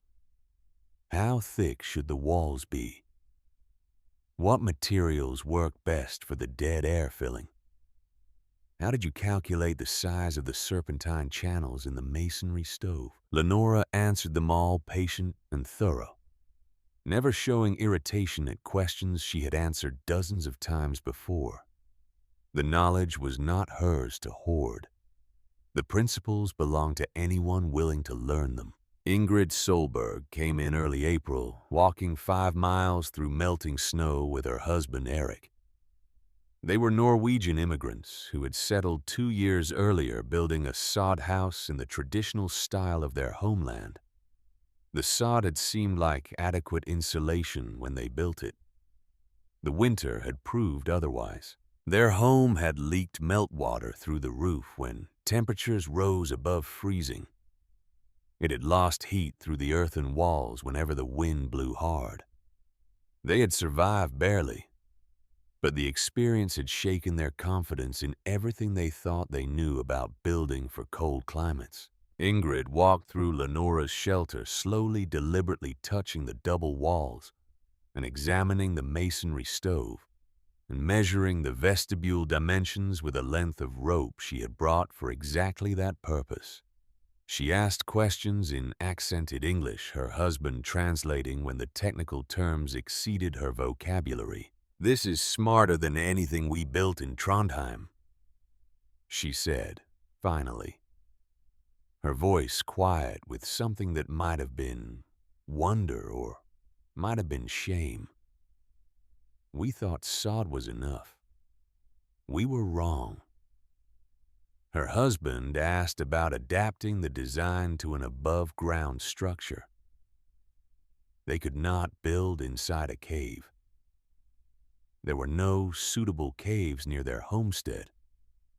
But could the principles work without the natural insulation that the limestone provided? Lenora thought about it carefully before answering. She had built for her specific situation, using the cave's advantages to maximum effect. But the core concepts were universal. She sketched modifications on a piece of slate. How to create thermal mass with a stone floor, even without a cave beneath it. How to insulate walls with dead air gaps, even when building from scratch. How to position a masonry stove for maximum radiant benefit, even in a conventional structure. The drawings were rough but clear. The Solbergs copied them onto paper they had brought, asking clarifying questions, making sure they understood each element before moving to the next. They left in the late afternoon with knowledge they had not possessed that morning. 2 months later, they began rebuilding their home. The new structure incorporated everything Lenora had taught them. Double walls with dead air chambers, a stone floor laid on packed earth, a masonry stove built from river rock and clay, an entrance vestibule that prevented drafts. Their first winter in the rebuilt home, they burned 60% less wood than they had consumed the previous year. The interior temperature stayed in the low 70s even during the coldest weeks. Their children, who had spent the previous winter coughing and shivering, slept soundly through nights that would have been miserable in the old sod house. They told their neighbors. Their neighbors told other neighbors.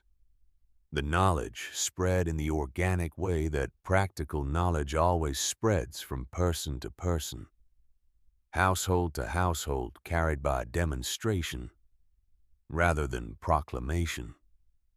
Simon Voss was one of the first in the settlement to make modifications.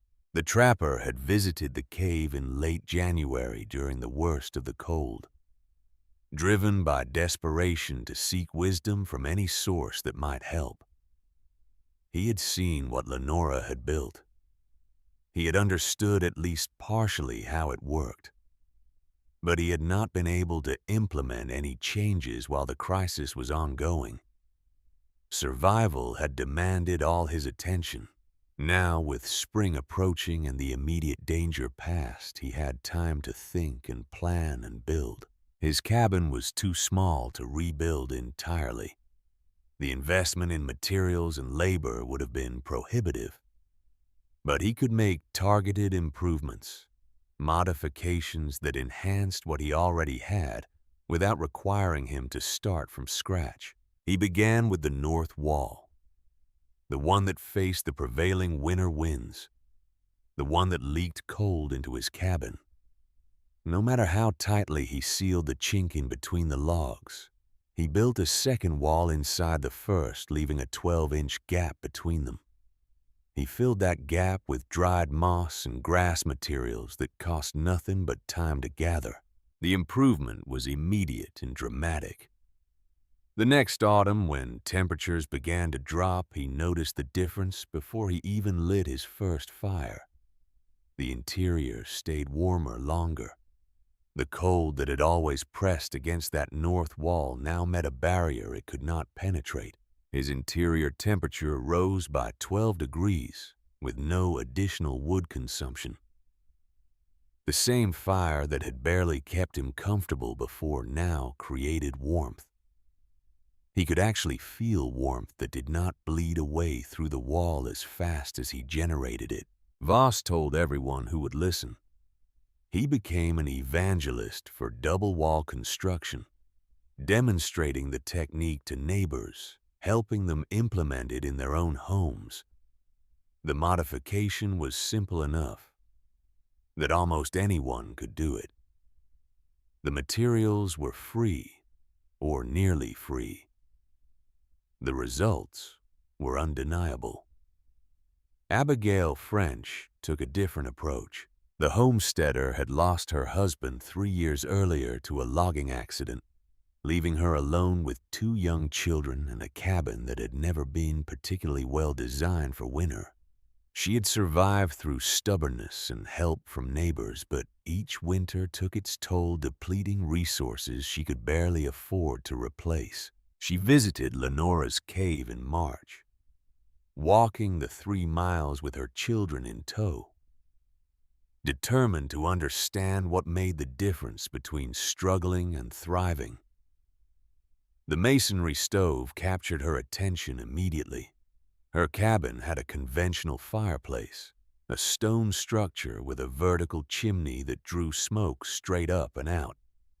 It consumed wood voraciously and produced heat inefficiently, most of the energy vanishing into the sky before it could warm the room.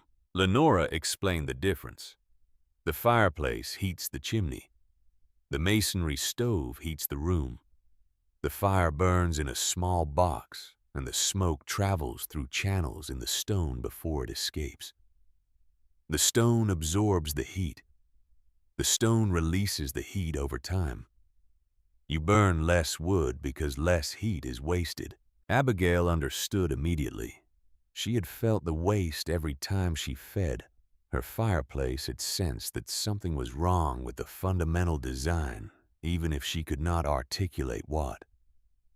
She spent 2 weeks gathering materials, river stones from the creek bed, clay from the bank, fire bricks traded from a neighbor who had salvaged them from an abandoned homestead. She studied Lenora's design until she understood each element, then adapted it to fit her cabin's layout. The construction took her a month, working around her other responsibilities. enlisting her children to help with tasks they were capable of handling. The result was not beautiful. It was rough and asymmetrical and nothing like the elegant stove she had seen in pictures from the old country. But it worked. Her wood consumption dropped by 40% that first winter.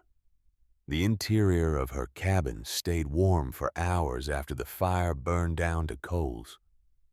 Her children stopped waking in the middle of the night, shivering, asking for more blankets, complaining of cold that had previously been unavoidable. She cried the first night the temperature stayed above 60 degrees without her having to add wood. She cried because it had been so easy, because the solution had been available all along, because she had struggled for 3 years when struggling had not been necessary. She told everyone who would listen. Another voice spreading the knowledge. Another demonstration that the principles worked, that anyone could implement them. That survival did not require wealth or expertise, or anything more than willingness to try something different. Hiram Caldwell came to the cave on the 2nd of February. The carpenter had resisted longer than most. Pride was a powerful force, especially in a man who had built his reputation on knowing how to construct proper homes. Admitting that a widow with no formal training had outperformed him, had discovered principles he had never considered had succeeded where his designs had failed. Admitting that required swallowing something bitter, but the winter had been humbling. The cracked chimney, the inadequate iron stove, the room that never climbed above 48 degrees, no matter how much wood he burned. The desperate counting of logs, the calculation of days, the growing certainty that he would run out before spring if the cold did not break. He had survived. His family had survived. But the experience had cracked something in his certainty, had opened fissures in his confidence that the winter winds of doubt had found and widened. He did not announce his visit. He did not ask permission. He simply appeared at the cave entrance on a gray February morning, his face set in an expression that revealed nothing of what he was thinking or feeling. Lenora did not seem surprised to see him. She nodded a greeting, stepped aside, gestured for him to enter. No words of triumph, no reminder of his past skepticism. Just the same patient hospitality she had shown every other visitor. Caldwell walked through the shelter slowly. He examined the double walls, pressing his hands against the surfaces, feeling for the gaps between the layers. He studied the masonry stove, opening the firebox door, tracing the channels with his eyes, understanding for the first time how the serpentine path captured heat that would otherwise escape. He measured the vestibule with his carpenter's eye, calculating dimensions and angles, seeing how the simple airlock design prevented drafts from penetrating the living space. He looked at the stone floor, at the raised wooden platform above it, at the thermal battery that Lenora had created from salvaged materials and basic physics. He did not apologize. His pride would not allow that. The words that had passed between them, the mockery he had voiced at the general store, the predictions of failure that had not come true, he could not take those back, could not acknowledge that he had been wrong without acknowledging that she had been right. But he asked questions, detailed questions, technical questions, questions that revealed a mind genuinely trying to understand rather than merely looking for flaws to criticize. How did you calculate the size of the channels in the stove? What determines the optimal thickness of the dead air gap? Why does the vestibule need to be this particular length? What happens if the thermal mass is too small relative to the living space? Lenora answered each question thoroughly. She showed him the rough calculations she had made on scraps of paper. She explained her father's teachings about thermal mass and heat transfer. She demonstrated how the different elements work together, each one supporting the others, the whole greater than the sum of its parts. Caldwell listened. He nodded. He asked follow-up questions when her answers spawned new curiosities. And when he left, he walked differently than when he had arrived. His shoulders were not quite so rigid. His jaw was not quite so set. Something had shifted in his understanding, and the shift showed in his posture, even if it never showed in his words. 2 weeks later, Caldwell began construction on a new cabin for a young family who had hired him in the autumn before the freeze. The design was different from anything he had built before. The walls were double layered with a dead air gap filled with dried moss and grass. The floor incorporated flat stones laid in a pattern that maximized thermal mass. The fireplace was gone, replaced by a masonry stove with serpentine channels that captured heat before it could escape. The entrance included a vestibule, a small addition that added complexity to the construction, but prevented the draft infiltration that plagued conventional designs. The young family moved in that autumn. They reported that it was the warmest structure they had ever lived in. They told their friends. Their friends told their friends. When clients asked Caldwell why his designs had changed, he gave the same answer every time. Thermal efficiency. Basic physics. He never mentioned Lenora by name. He never acknowledged where the ideas had come from. Pride still held that line, still prevented the admission that would have cost him something he was not willing to pay. But the influence was unmistakable. Every cabin he built after the winter of 1891 incorporated some version of what Lenora had demonstrated. The principles spread through his work, reaching families who had never visited the cave, who did not know the widow's name, who simply benefited from improved design without understanding its origin. The shift was quiet, organic, unannounced. No speeches were given about the revolution in building practice. No articles were published in territorial newspapers about the widow who had changed how Montana survived its winters. No formal recognition was offered to a woman who had wanted nothing more than to keep her children warm. But the change was real. The change was measurable. The change was saving lives, even as it remained invisible to those who benefited from it. By 1895, 4 years after the brutal winter, an estimated 37 homes and structures within a 50-mile radius had incorporated techniques derived from Lenora's cave shelter. Some had implemented the full system: double walls, masonry stoves, stone thermal mass vestibule entrances. These were the true believers, the people who had visited the cave and understood and committed to rebuilding their relationship with winter from the ground up. Others had taken pieces. A homesteader who could not afford to rebuild his cabin entirely might add insulation layers to his existing walls. A family with a functioning fireplace might build a smaller masonry heater in a secondary room, testing the concept before committing to full implementation. A farmer might use the vestibule design for his barn, creating an airlock that kept his livestock warmer without requiring more fuel. Each partial adoption spread the knowledge further. Each successful modification encouraged others to try their own. The principles proved robust, working in different configurations at different scales for different purposes. Clayton Hodge owned a ranch 15 miles from the settlement. He had nearly lost his entire herd during the freeze, watching helplessly as cattle froze in pens that had always been adequate before. The experience had shaken him deeply. had made him question assumptions he had held since childhood. He could not modify his cabin. The structure was too old, too set in its ways, too expensive to rebuild. But the barn was different. The barn was where his livelihood slept, where the animals that represented his future spent their nights, where the cold had extracted its heaviest toll.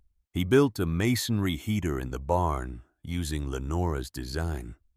River stones and clay channels that captured heat mass that released warmth slowly over time. The structure looked strange in an agricultural building more suited to a home than a livestock shelter. His neighbors thought he had lost his mind.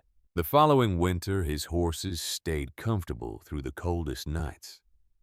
The barn temperature never dropped below 40 degrees warm enough to prevent the frostbite and exposure that had crippled animals throughout the territory just a year before.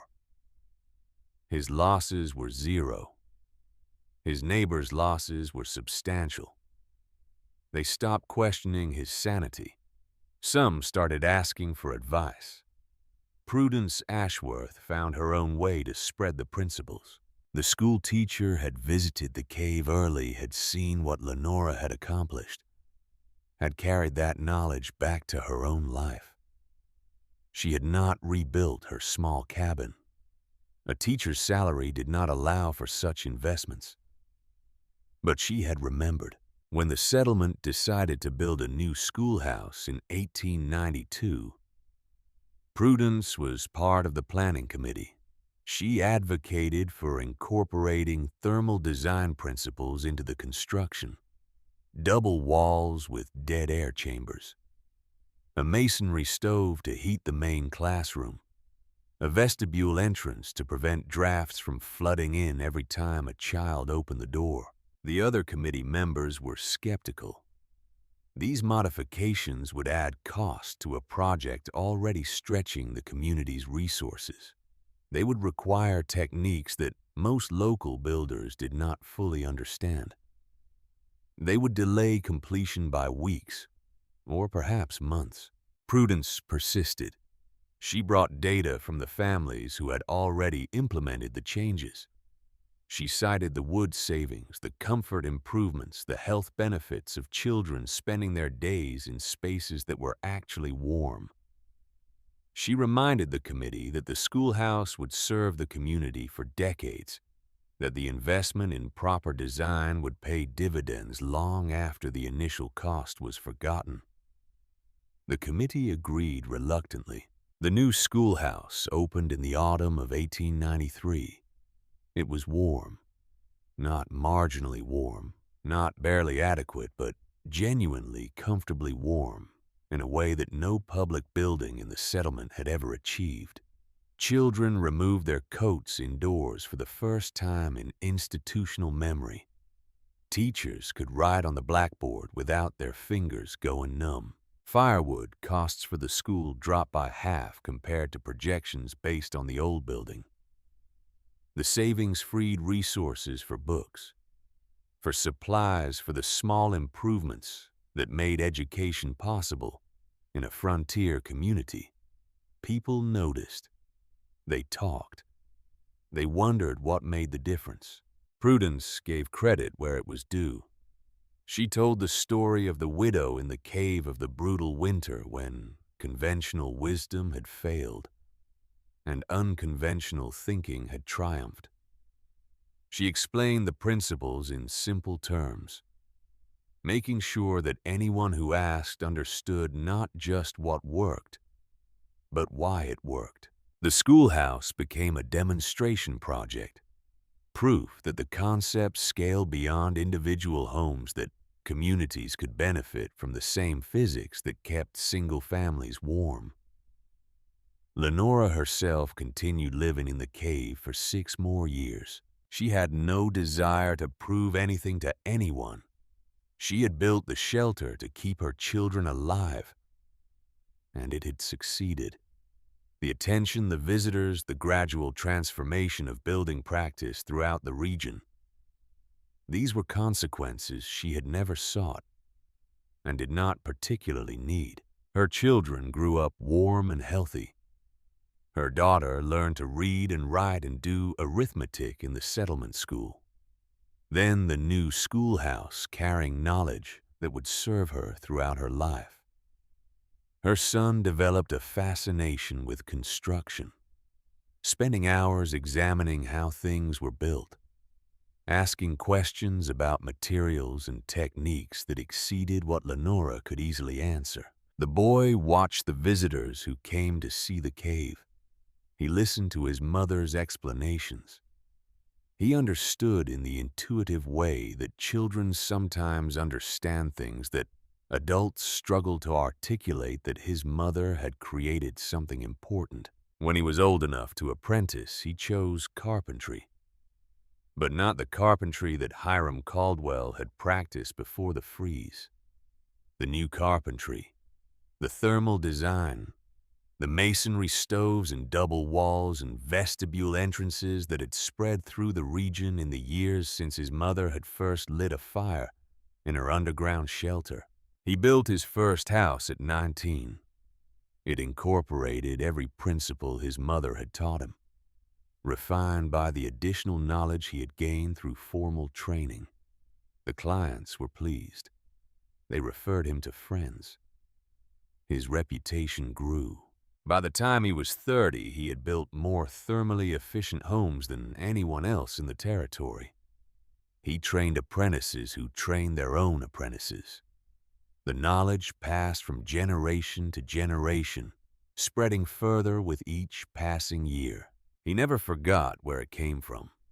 In quiet moments, working on a masonry stove or calculating dead air gap dimensions, he thought about the cave where he had spent his childhood, about the mother who had refused to accept that survival required suffering, about the winter that had tested everything and found her preparation adequate.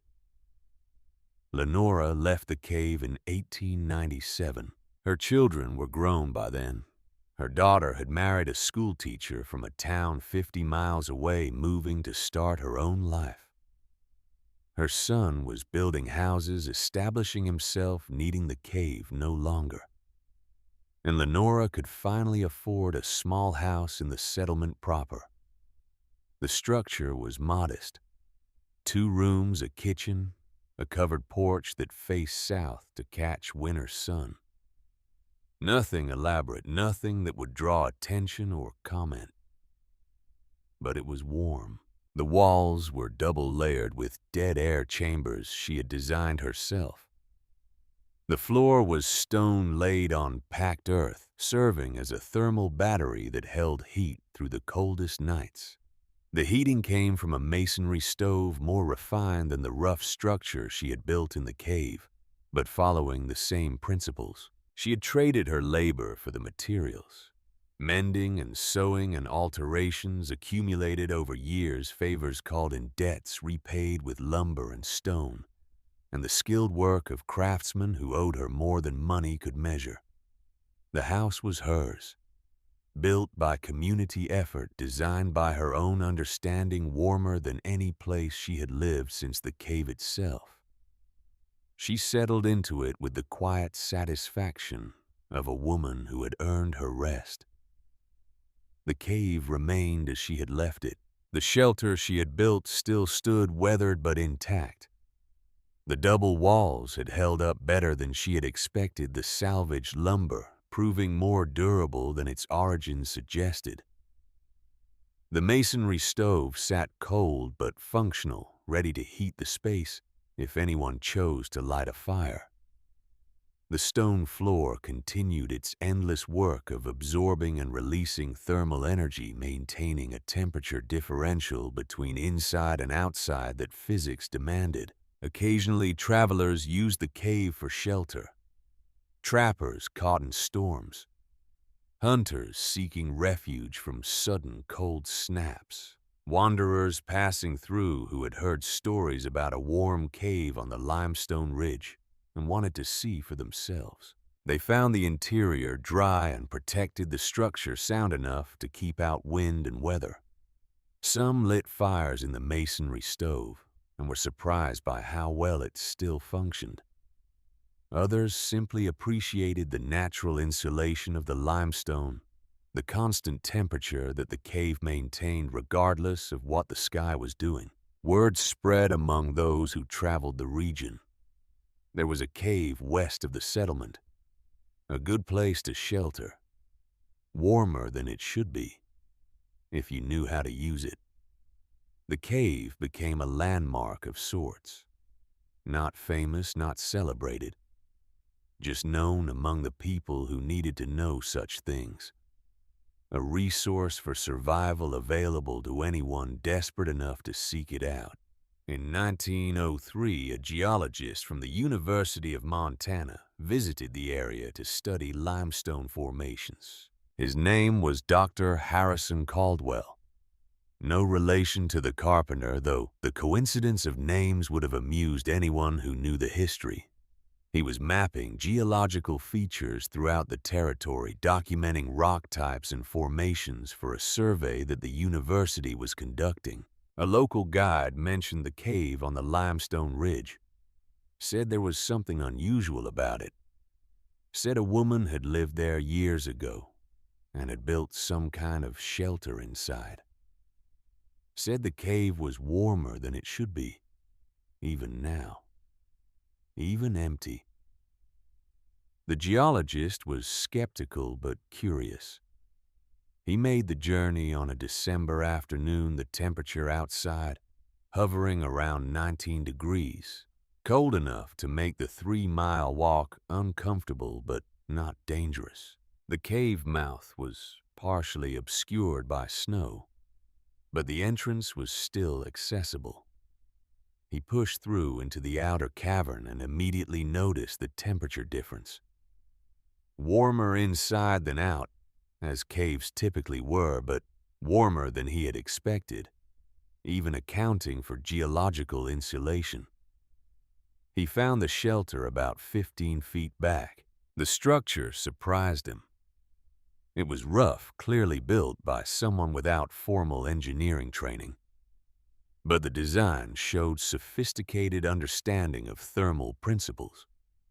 He examined the double walls, recognizing the dead air insulation technique. He studied the masonry stove, tracing the serpentine channels, understanding how they captured heat from exhaust gases.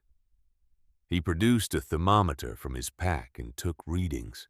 The interior of the shelter, with no fire burning, with no recent occupation, registered 51 degrees Fahrenheit. Outside temperature was 19 degrees.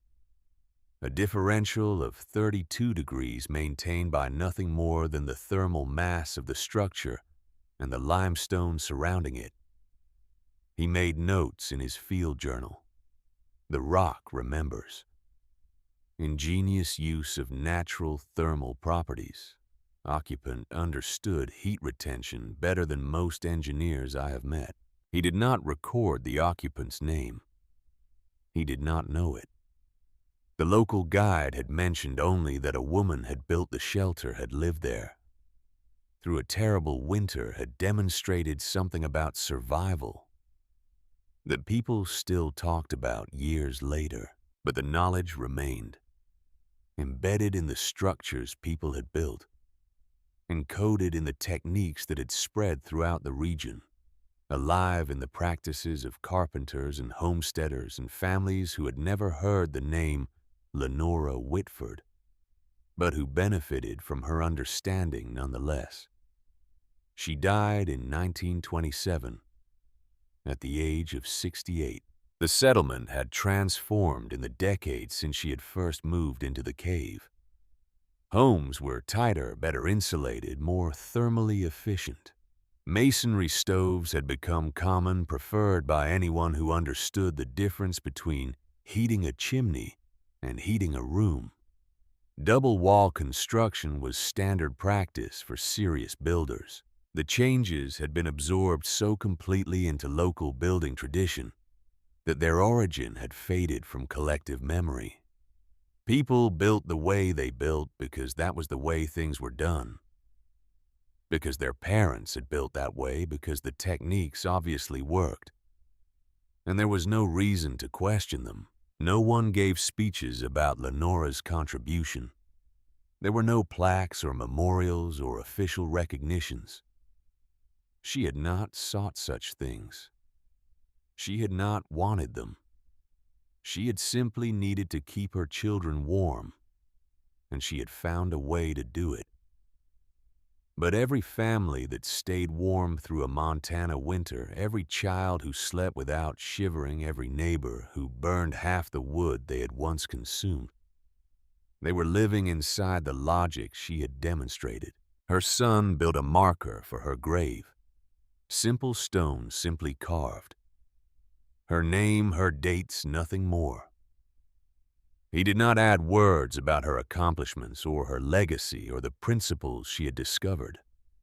Such things would have embarrassed her. She had never seen herself as exceptional. She had only seen herself as a mother who had done what needed to be done. The cave stood silent on the hillside, its entrance still visible through the Douglas fir, its interior still holding the ghost of heat from fires long extinguished. Thermal mass does not forget. Stone remembers warmth the way water remembers its path downhill. The same physics that had kept Lenora and her children alive through the coldest winter in 45 years continued to operate. Would continue to operate unchanged by time or memory or the passage of generations. Somewhere in the bedrock of that ridge, in the molecular structure of limestone, that had absorbed and released heat for millions of years before humans existed, and would continue doing so for millions of years after they were gone. The understanding remained. Not as tribute. Tribute requires consciousness, intention, recognition of debt. As physics. Permanent, provable, true. Lenora Whitford did not invent thermal mass. She did not discover masonry stoves or double-wall insulation or vestibule airlocks. She did not pioneer revolutionary technology or unlock secrets that had been hidden from human knowledge. What she did was simpler and harder. She listened to what the materials were telling her. Stone holds heat. Air trapped between walls slows thermal loss. Small fires burned in dense mass radiate longer than large fires vented straight to the sky. Caves provide natural insulation that humans spend fortunes trying to replicate with lesser materials. The principles were ancient. The application was personal. The results were undeniable. In a world that often mistakes complexity for intelligence and convention for wisdom, Lenora's shelter stands as a quiet correction.